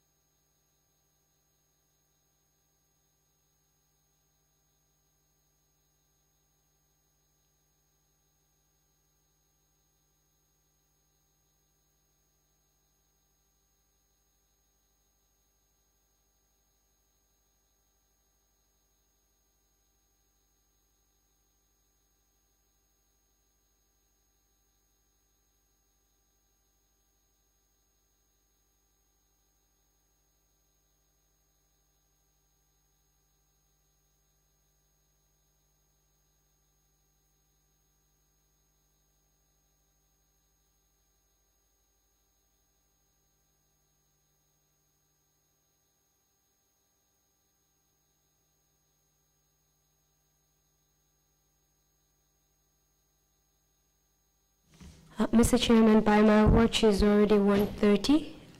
I'll request to finish up with the witness before we go for our lunch break. That is, if it is convenient with you. You would want to continue with him? Yes, so that we can have the second witness immediately after the break. Yes, you may please proceed. Thank you very much. Mr. Secka? Yes. This is a statement from one of your colleagues. And it's Asan Baji. Do you know Asan Baji? Yes. Well, Asan Baji had this to say. Asan Baji, di la am pour wax.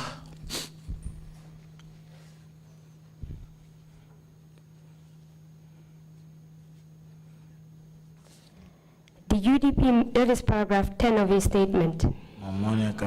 Paragraph 10 si kado mi nga xam loolu la binda. The UDP militants were brought in one after the other. UDP ñi nga xamantene ñoo leen dé faral ñu leen indi benn. They were made to sit and face the video camera. ñoom dañ leen tek taaj leen ñu jàkkaarloo ak video camera bi. While the panelists asked questions. mu fekk kilifa yi nga xamantene ñoo fa nekk ñu leen a laaj. The other was when they come in. Léegi niñ ko dee doxalee mooy bu ñëwee ba dugga si. They will sit and admit. They will sit and face me. Dañoo toog rek jàkkaarloo ak man. Because the video camera was on. Ngir video camera bi mu ñu ko taaloon. And then the panelists will ask questions. Léegi kilifa yooyu noonu dinañ door di leen laaj. I must admit that when I interacted with these people in the morning,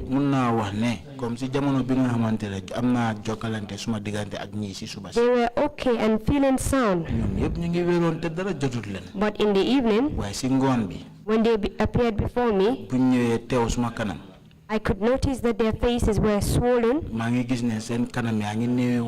exhausted, and most of them could barely walk by themselves. The panelists did the interview in a questionnaire manner.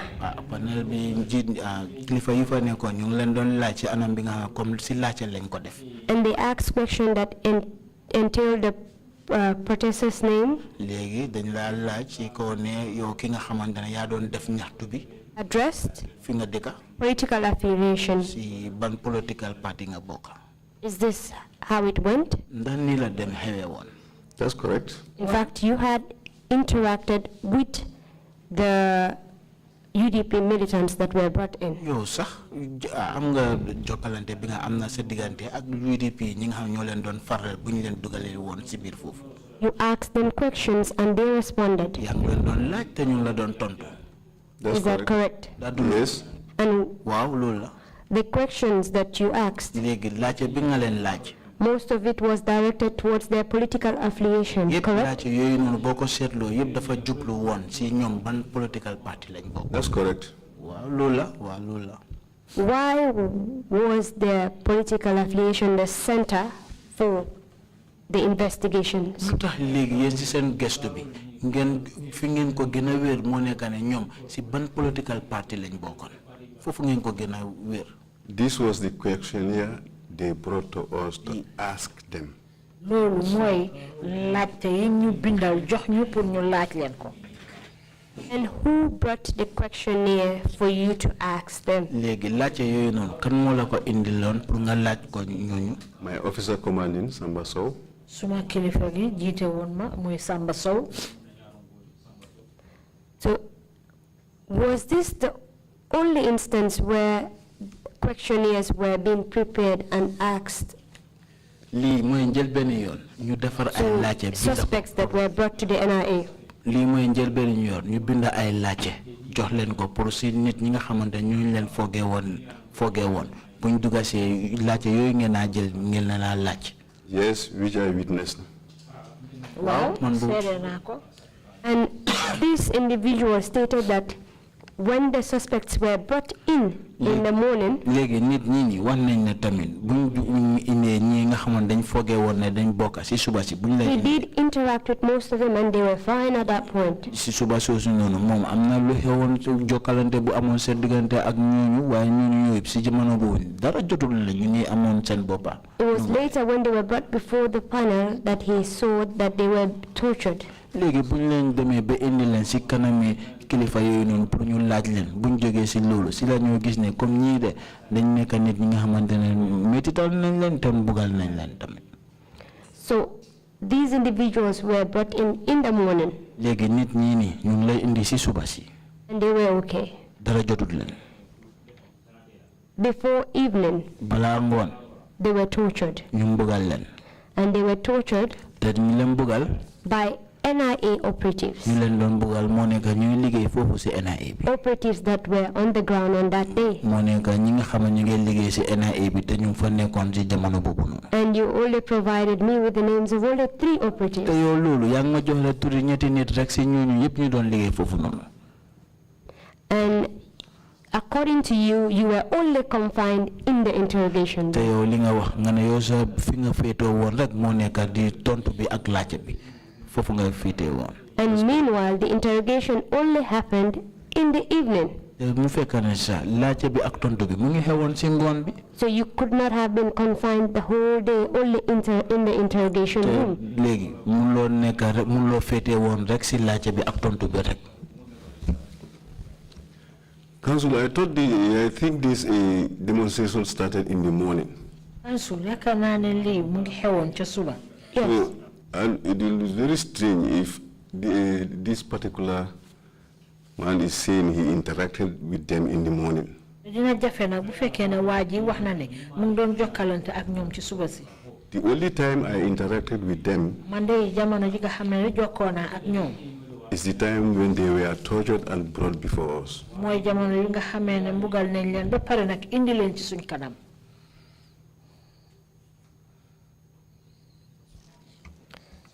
It may not have been in the early hours of the morning because the individual did not provide the specific time. And at this point, the time is actually immaterial. The most important bits are the facts which are not disputed.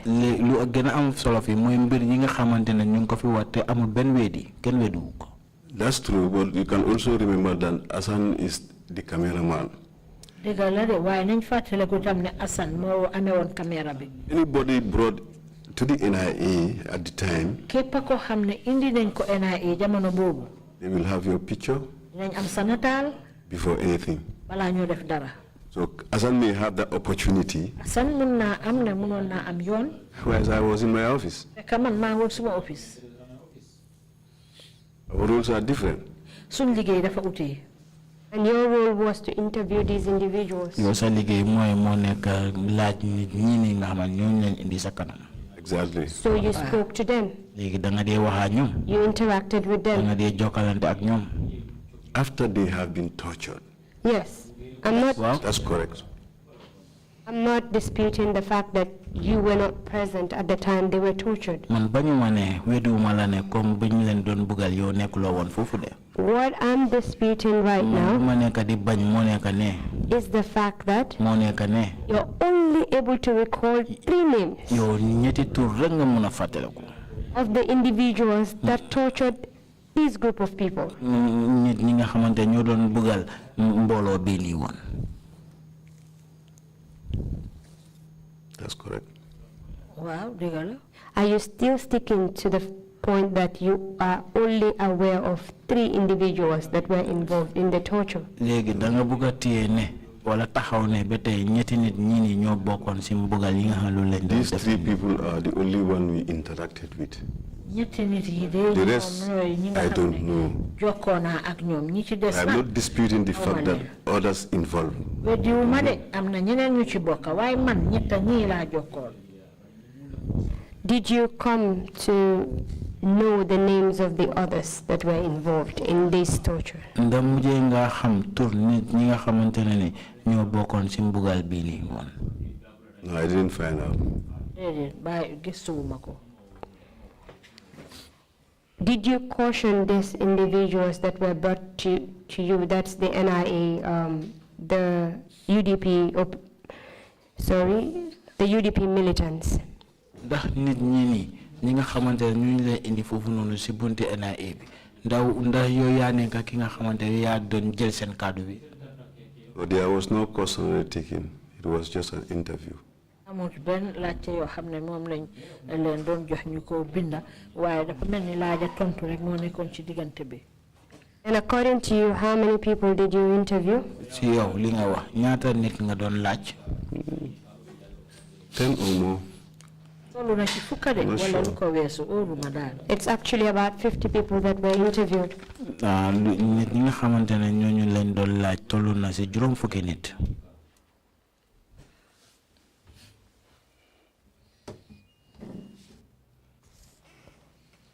It's actually about 50 people that were interviewed on that very day. Bés boobu noonu ñu doon laaj tollu na juróom fukki nit. Those 50 people, they don't come through us. juróom fukki nit ñooñu jaaruñ ci ñun. Can you give us the composition of the panel on that day? Ndax mun nga ñëw ak panel bi naka lañ ko defaree woon bés boobu noonu. It was me and Lamin Cisse who were interviewing. Man ak Lamin Cisse ñun ñoo doon laajte. Then you have the cameraman Asan. Nga am Asan mooy cameraman bi. And Ngora Passering Boob were coming. Góor ak Passering Boob ñoom dañ doon dem ak a ñëw. You have the operation OC of the unit also going and coming. Amoon nga ki jiite woon fànn boobu tamit dañ dem di ñëw. And even one time the Director General himself came. Amoon na jamono joo xam ne sax Director General bi ci boppam ñëw na. And also the Director of Operations at the time also came in. Ki Director Operation moom ci boppam sax ñëw na. And the Deputy Director also was on the ground. Ak ki toppa ci Director bi sax moom itamit ñëw na. At the interviewing room, waaye ci néeg biñ leen doon laajee. it was me and Lamin Cisse who were conducting the interview. Man la ak Lamin Cisse ñun ñoo doon def laajte yi. Hassan was camera in. Hassan moo doon caméra.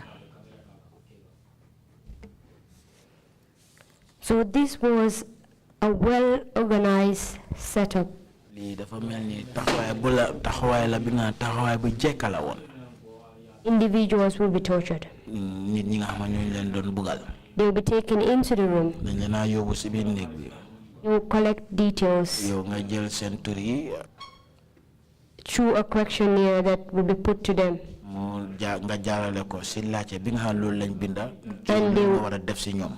And during this process, everything was being recorded. Léegi si mbir mi su nu moo xewee mu fekk ñu ngi leen a record. And they will be taken back. Léegi ñu dooleel leen waat si biir. How did you act towards these UDP militants that were being brought in? Léegi naka nga def ak ñi nga xamantene mo nekk UDP sen nit ñi ni buñ leen indé. Very shocked. It was very disturbing. Because there are people I knew very well. The status I saw them was very shocking. It was very sad. Prior to them being brought into the room, was there any briefing as to how you will handle them? No, the only thing is just to ask them that 10 questions.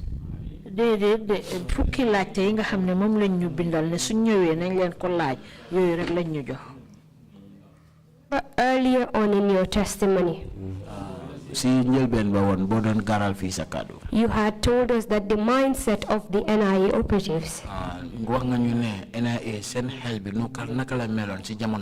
is to serve the interests of Jammeh first. And the interest of Jammeh comes before the interest of the state.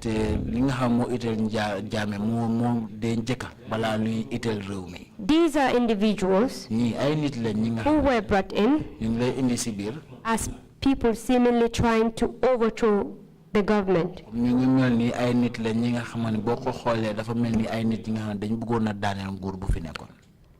By means of a civil act. And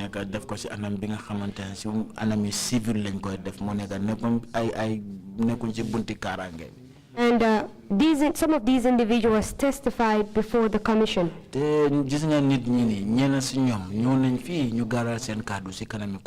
And according to these individuals,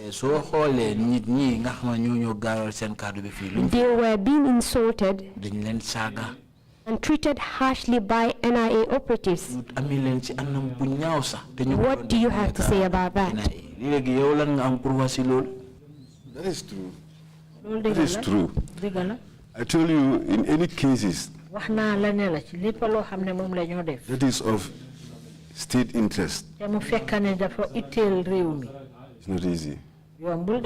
Remember, when I was in that jail, I personally knew changes was imminent. It will happen. So for that being the case, seeing those political sympathizers or political parties members in that condition, it was very terrible.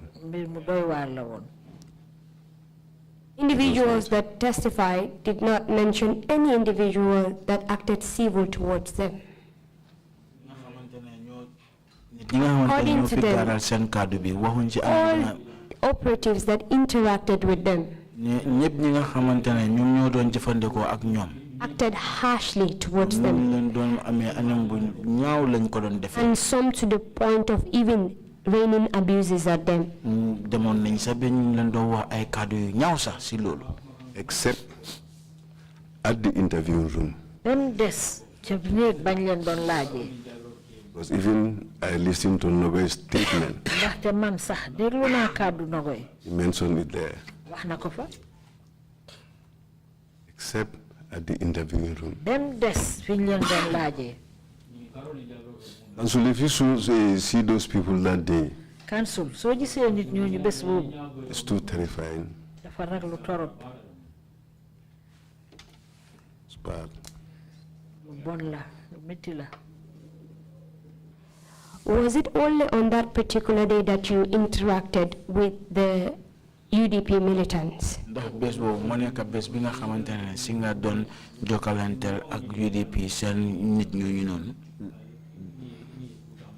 Some of them, yes. As for Solo,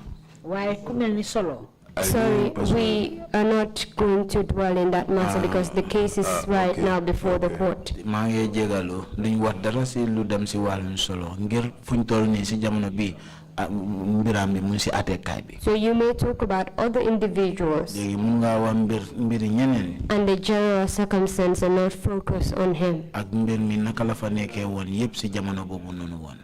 There is only one man who I knew before, but the rest, that was the first time I'm seeing. Kenn rek ci ñoom la xamone bala bes ba waye ñi ci dess yeb ñoom xawma leen. What about the women? After you interacted with them, what happened to them? Legi jigéen yi nak bi nga démé bé am jokkalanto ko ak ñoom lan mo la ñoo dal jigéen yoyu nonu la wax. I was very shocked. Dama jaxlé won torop. Very, very shocked. Jaxlé won na. What happened to them afterwards? Lan mo len dal bu fa lolu joggé. When they were taken out of the room, they brought others. Biñ leen génné dañ indi ñeneen.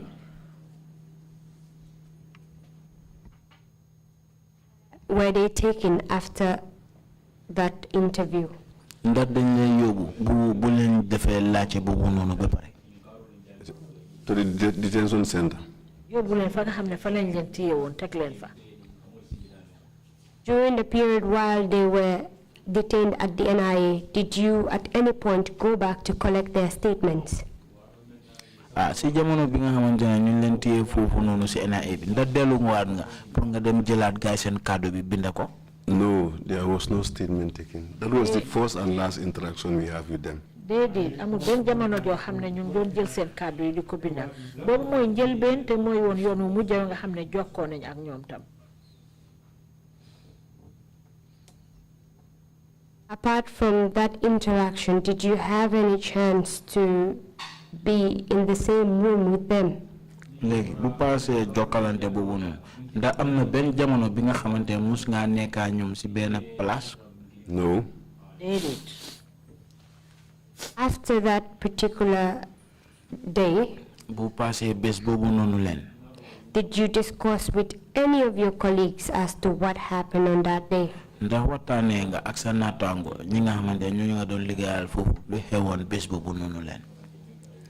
you know, at that time, we don't even trust each other. Especially those of us who have already experienced the 7-star hotel.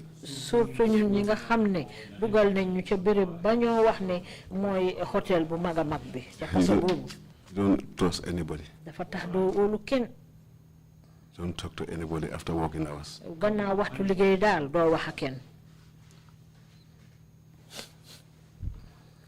You've told us the person that was in charge of operation, which is who was Aruna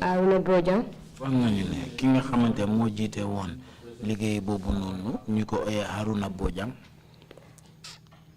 How about the person that was in charge of investigations?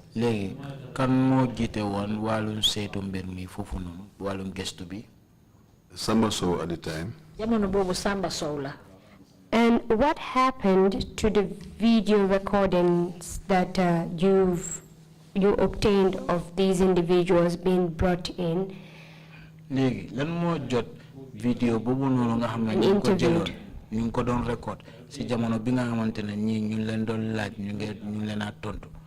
It was with the lab technicians.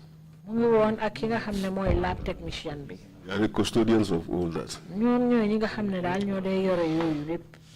Are those recordings still available at the NIA?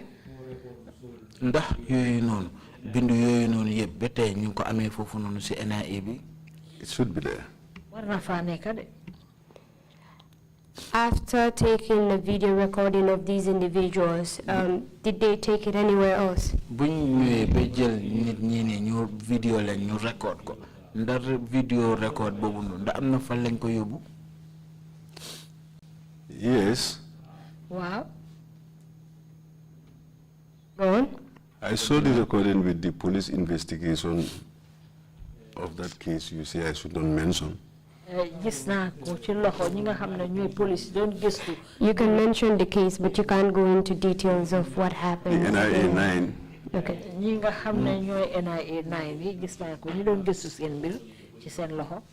They showed me the video. And I told the investigators that we are foreseeing this day. This is why we provided this video. Sorry, my apologies. This video recording,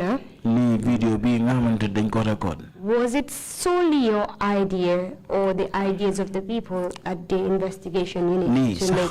Sa xalaat la woon yow mi sa jëmi boppa sa xalaat la woon wala xalaat la bi nga xamante ñu nekkoon si fànn boobu noonu doon def gestu bi ñoom ñoo indi woon xalaat bi. Is the whole unit. ñun ñëpp la woon ña fa nekkoon yëpp la. We all concord on it. ñun ñëpp lañ ko nangutoo. Because in our investigation, ndaxte ci wàllu gëstu yi ñoo def. Any case that came in, bépp case boo xam ne agsi na. We have a logbook for it. dañ am book boo xam ne fa lañ koo binda. Anytime you take a statement, saa yoo jëlee kàddu nit ki. it will be recorded. dañ koo binda ca book boobu. So we are very careful of such. dañ daan bàyyi xel bu baax ñu demee nii. And in most of those cases, individuals are tortured and coerced to confess. léegi dafa noonu mbir suy saa yu bari suy loolu daan xew dañoo jël ay nit ñu bëggal leen pour ñu joxe seen kàddu forcé. Not at our time, during our time. nekkutoon ñun suñ jamono de. It was during your time the 30th December attackers were beaten and tortured and forced to confess. Sa jamono la woon ngir ne December fanweeri fan bi ñi nga xam ne ñoo defoon songa boobu noonu. Their statements were obtained under duress. dañ doon jël seen kàddu bi si anam bi nga xamante ne ñu leen doon métital di leen tiital tamit. That was correct. For those groups. It was also during your time. Alaji Job, the deputy editor of Daily Observer, Alaji Job, Daily Observer, was tortured. And his statement was obtained as well. Yes, that's true. When the torture was carried out by NIA operatives. That's correct. So you cannot sit here and say not during the time we were there because this was the norm at the NIA. And it persisted till after the change of government. Is that not the fact? That's the fact. Mr. Chairman. Mr. Chairman. I'm done with the witness. That's all from me. Thank you very much, Counsel, and thank you, Mr. Secka, for coming to testify before the Commission. Mr. Secka, Counsel, Mr. Secka, Before I give the floor to the Commissioners to ask any questions that they may have, can you confirm that when a commanding officer Saul gave you the questionnaires, that you did not have any hand at all in the drafting of that questionnaire? jamono bi nga xamne commandant Sow jox na la laaj yoy nonu nga xamante ñu ko binda yo am lo ci ben loxo ci jamono bi nga xamne ñu doon binda laaj yoy non.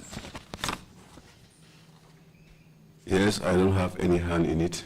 Dédét ama ci won ben loxo ci binda bi. It was a written document that was brought to me. Lol dañ ko binda be paré indil mako. And you didn't ask him any questions about the questions that are inscribed on that questionnaire?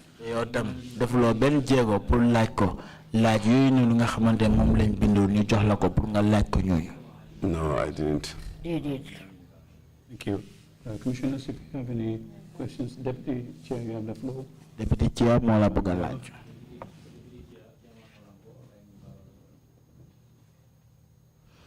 Thank you, Chair. Thank you, Council. Thank you, Mr. Secka. Jërëjëf Chair, jërëjëf Council, jërëjëf Sedda bi.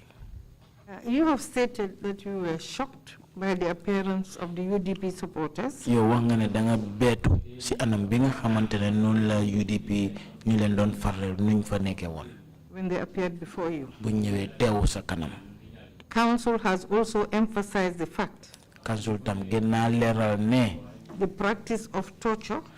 Si anam bi nga xamante ne noonu leen dee mbugal foofu nit ñi. Was accepted and institutionalized at the NIA. Dafa nekk li nga xamante ne dañ ko nangu te béréb bi liggéeykaay boobu noonu lañ doon doxalee woon. My question is. Léegi suma laajte bi mooy. How could you continue. Naka ngay mun a continuer. To work and operate in an environment. Ngay liggéey si béréb bi nga xamante ne nii. Where you yourself. Yow mii sa bopp sax xam nga ne. Had been subjected to torture and degrading treatment. And where an atmosphere of fear, violence, and hatred had been created by the torturers. Def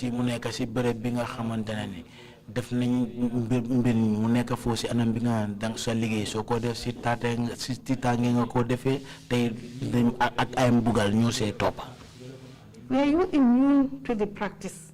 Or did you just see it as normal? Ndey yow loolu dafa nekk li nga xamante ne dafa nekk si yow rek wala waaye yow da nga ko gis ne lii dafa nekk loo xam ne dafa jaadu la rek mun naa continuer di xew.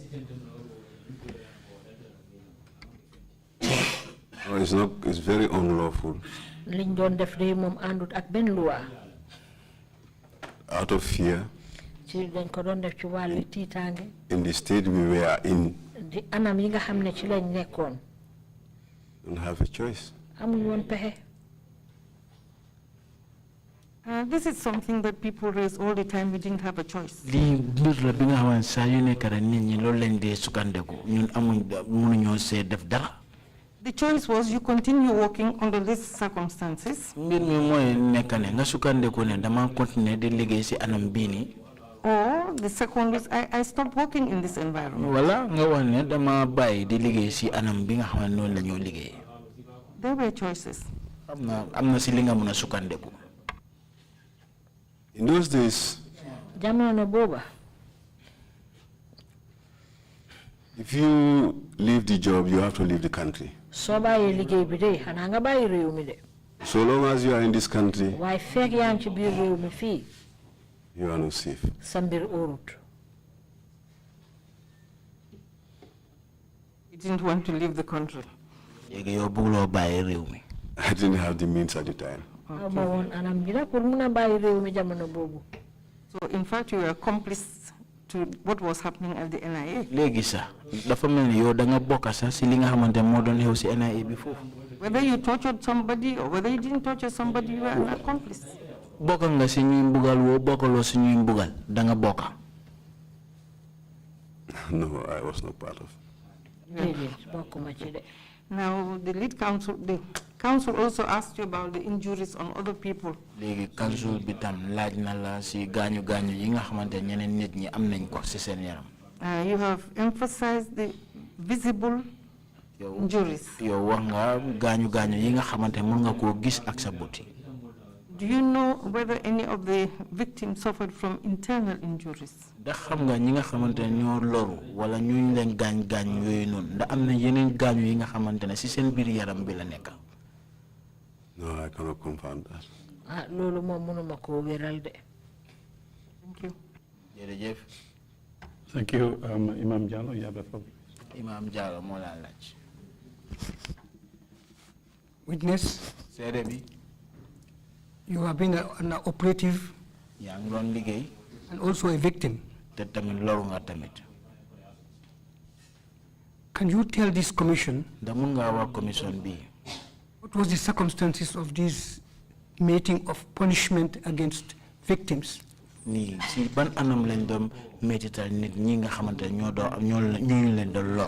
Was it specific instructions from some other authority? Or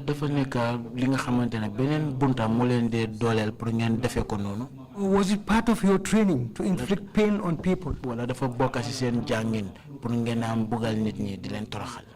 was it some other authority outside totally that was directing you to inflict such punishment on people. Wala dafa am benen bunta bi nga xamantene mo len don jot doole te nekkul ci biir NIA bi fofu non ci biti la doole bu don joge loolu la bëgg xam leela nañu fofu. There was no other forces or body. De amul benen mbolo wala benen bunti liggéey. There was nothing. Now, as a victim, comme que yow bokk nga ci ñu lor. you know, this sector reform is now going on. Fuñ tollu ni ñu ngi bëgga wéccé ko ci anam bi nga xam non la suñu walum karangé bi di You have been very much exposed to human rights violations. yow ak yelle fi doomi adama yegg nga ci lu bari yi nga xam ñoo yaaxu. What is the most important single recommendation you would like to make to this body? lan nga bëgga wax commission bi ni pour loolu lañ wara def ci seen walum gestu bu ñoo def ni. Thank you. Jërëjëf. You have to forgive each other. Dañ wara jéggalante. These things have already occurred. Yi mom mbir la boo xam ne xew na ba pare xew na. We have to come forward Dañ wara ñëw and confess our deeds ku ci nekk ñëw wax li nga xam ne moom nga def. and seek for forgiveness Nga dal di sàkku njéggal for the betterment of this country. ngir nag réew mi mun a jëm kanam. Thank you. Commissioner Kinte, you have the floor, please. Commissioner Kinte mo la laaj. Mr. Secka. Mr. Secka. My first point is for an ordinary NIA guy. Luma la bëgg ñëkkal laaj mo nekk ki nga xamantene rek mom mu ngi nekk ci bunti NIA bi fofu nonu rek.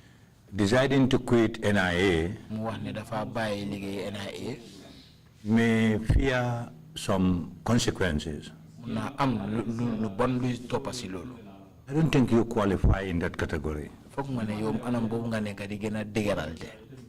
Because you have emphasized here. Ngir leeral nga fii ne gën nga dëgëral fii ne. And you were even concerned. Te nekk na li nga xam ne itteel na la.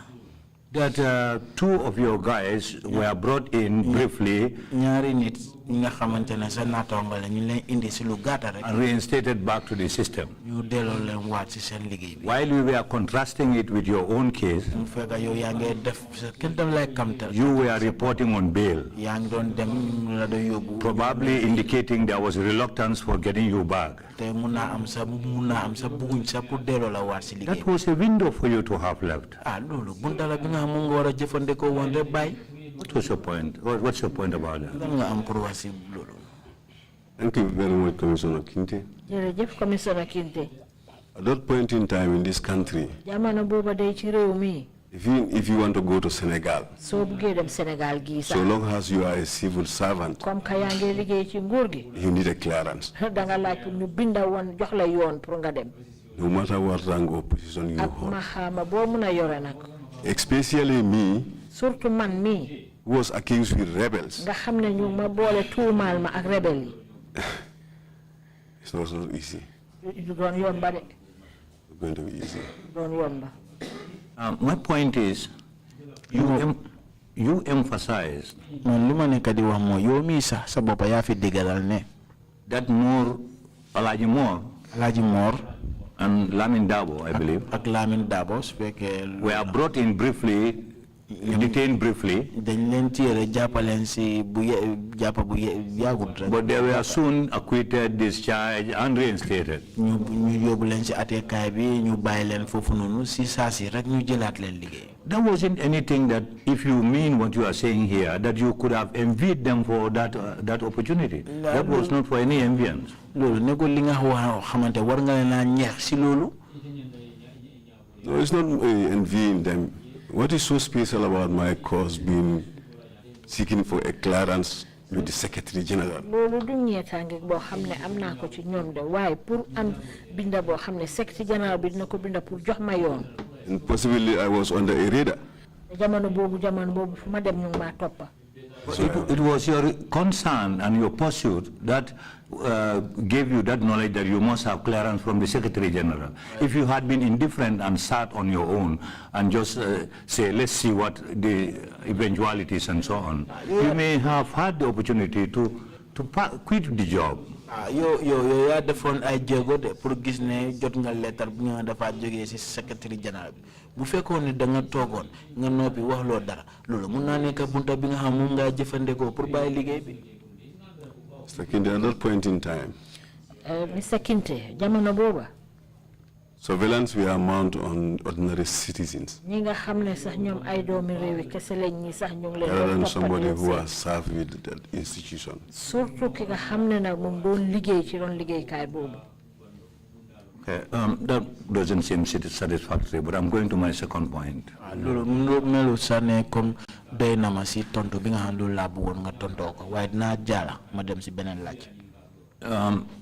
Normally, when you institute a panel for a specific operation or a specific activity,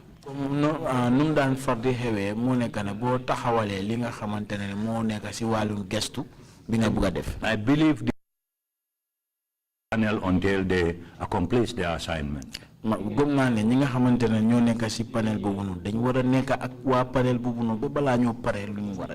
that correct?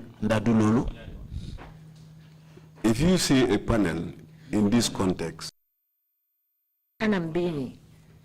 comprises of different security forces. But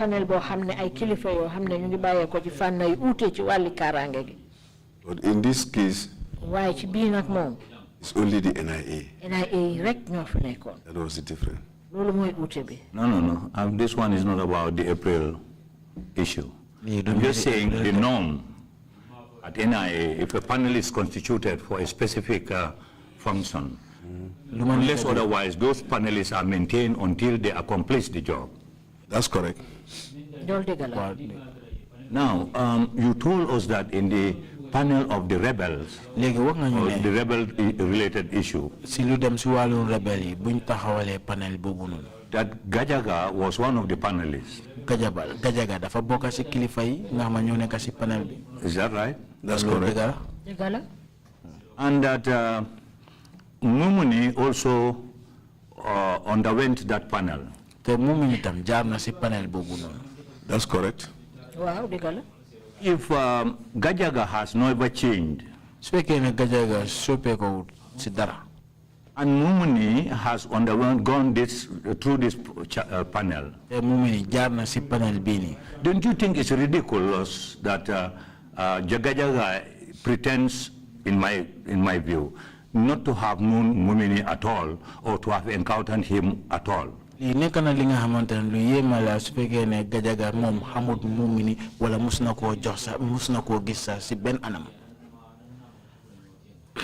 through the same panel and he is a member. So he must have encountered Mumini? That's correct. Fine. My third point, I'm getting you back to the April 14th arrestees and detainees. Yes, of course, it could be you are in a room and you don't know so much about outside.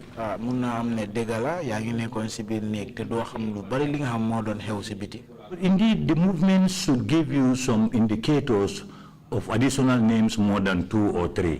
Only the 2 bringing the guys to you. The movement should indicate more people than you have shown us here.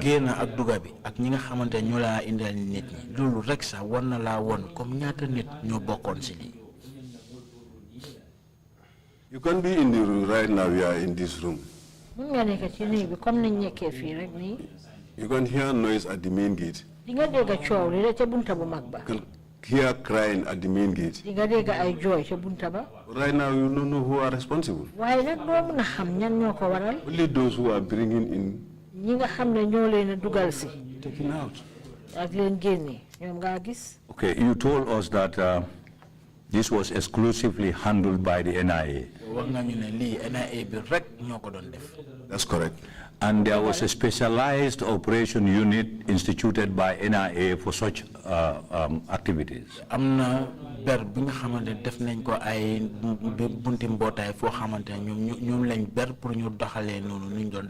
That's correct. Your understanding, what is the membership of this group? How many people?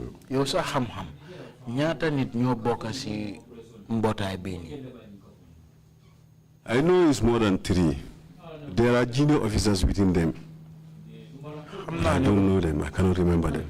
xam naa ne ëpp na ñett de am na ñoo xam ne ñu ngi faree suuf waaye ñëpp xamuñu ma leen a xam nag. Can you name the special operation unit, those you can remember? Junior or senior? Mun nga wax tur ñi nga xam ne ñu ngi nekk ci fànn boobu noonu mu nekk ñu suufee lañ wala ñu bor kilifa lañ foofu noonu. That's what I told council. These are the 3 I mainly interact with. loolu laa wax council bi de. No, in service there is this chain of command. ñetti nit yi daal laa dee jokkale xam nga ci wàllu liggéey bi nag dafa am ku ci nekk sa kàddu ni ngeen rawalantee noonu ngeen di toppalantee. From a whole unit, you can name only 3. léegi ci mbootaay boobu noonu yëpp ñetti nit rek nga mun a fàttaliku. Remember. Wow. Well, I'm not sure. Council, I'm not sure whether you have any intention of requesting the list of that special operation unit is very important. Investigations are ongoing. More will be revealed during the course of Thank you very much. Okay. Thank you. Thank you, Kebba. Thank you, sir. Thank you, Commissioner Carr, followed by Commissioner Zamba. Thank you, Chairman. Jërëjëf Chairman. And thank you, Mr. Seka, for your testimony. Jërëjëf tam Mr. Seka si li nga gaaral fii sa kàddu bi. This issue of video recording of investigations. nga xamante moo nekk vidéo bu ñoo def di ko record ci jamono bi nga xamante gestu yi mu doon xew. Was this the only time that it was done? da lii mooy njël benn yoon mu ngi xew foofu. This was the only time I witnessed. man de benn yoon boobu laa fekkee. Do you have information as to whether it has happened in other cases? da yëg nga ay xibaar yi nga xamante ne ko mus naa xew si yeneen fànn yi. For picture taking, yes, but for video, no. pour di jël nataal waaw daan na am waaye na pour video déedéet. I asked because when we visited the NIA, maa ngi laajte ngir ne bu ñu demee woon seeti foofu si NIA. we were told that some of the investigations were being recorded, and we saw a room where these were sold, where people watch these things.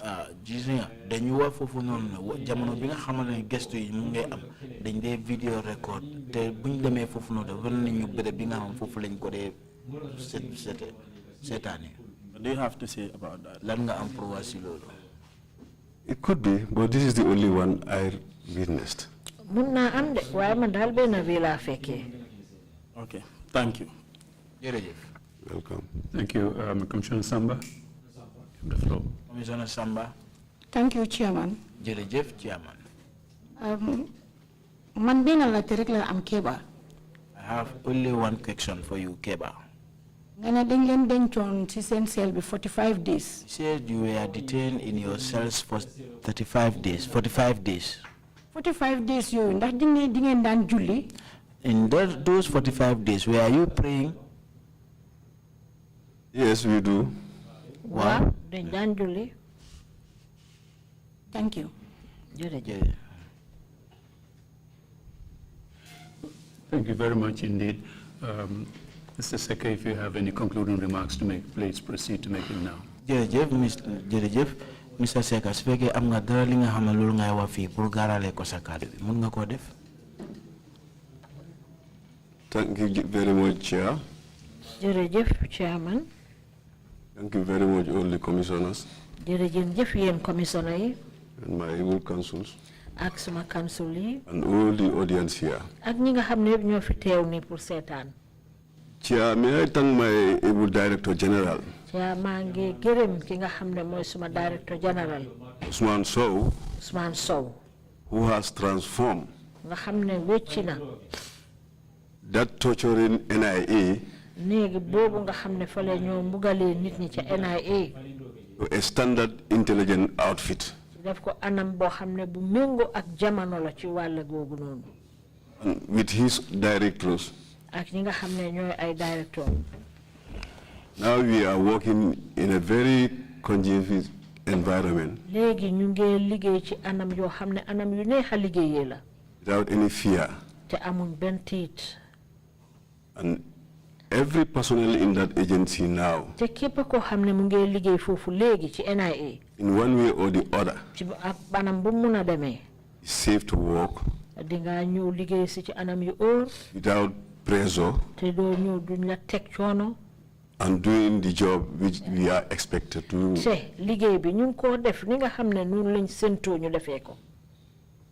When DG Sow came in, the first thing he abolished was the investigation department. Because investigation department is the sole agent of torture at the NIA.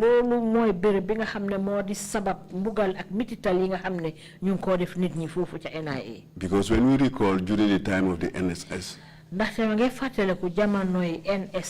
there was no torture that we heard of. So we can say with the presence of investigation unit, this is why torture was happening at the NIA.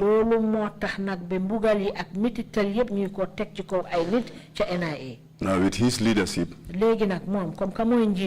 we have transformed from torturing to standard intelligence outfit.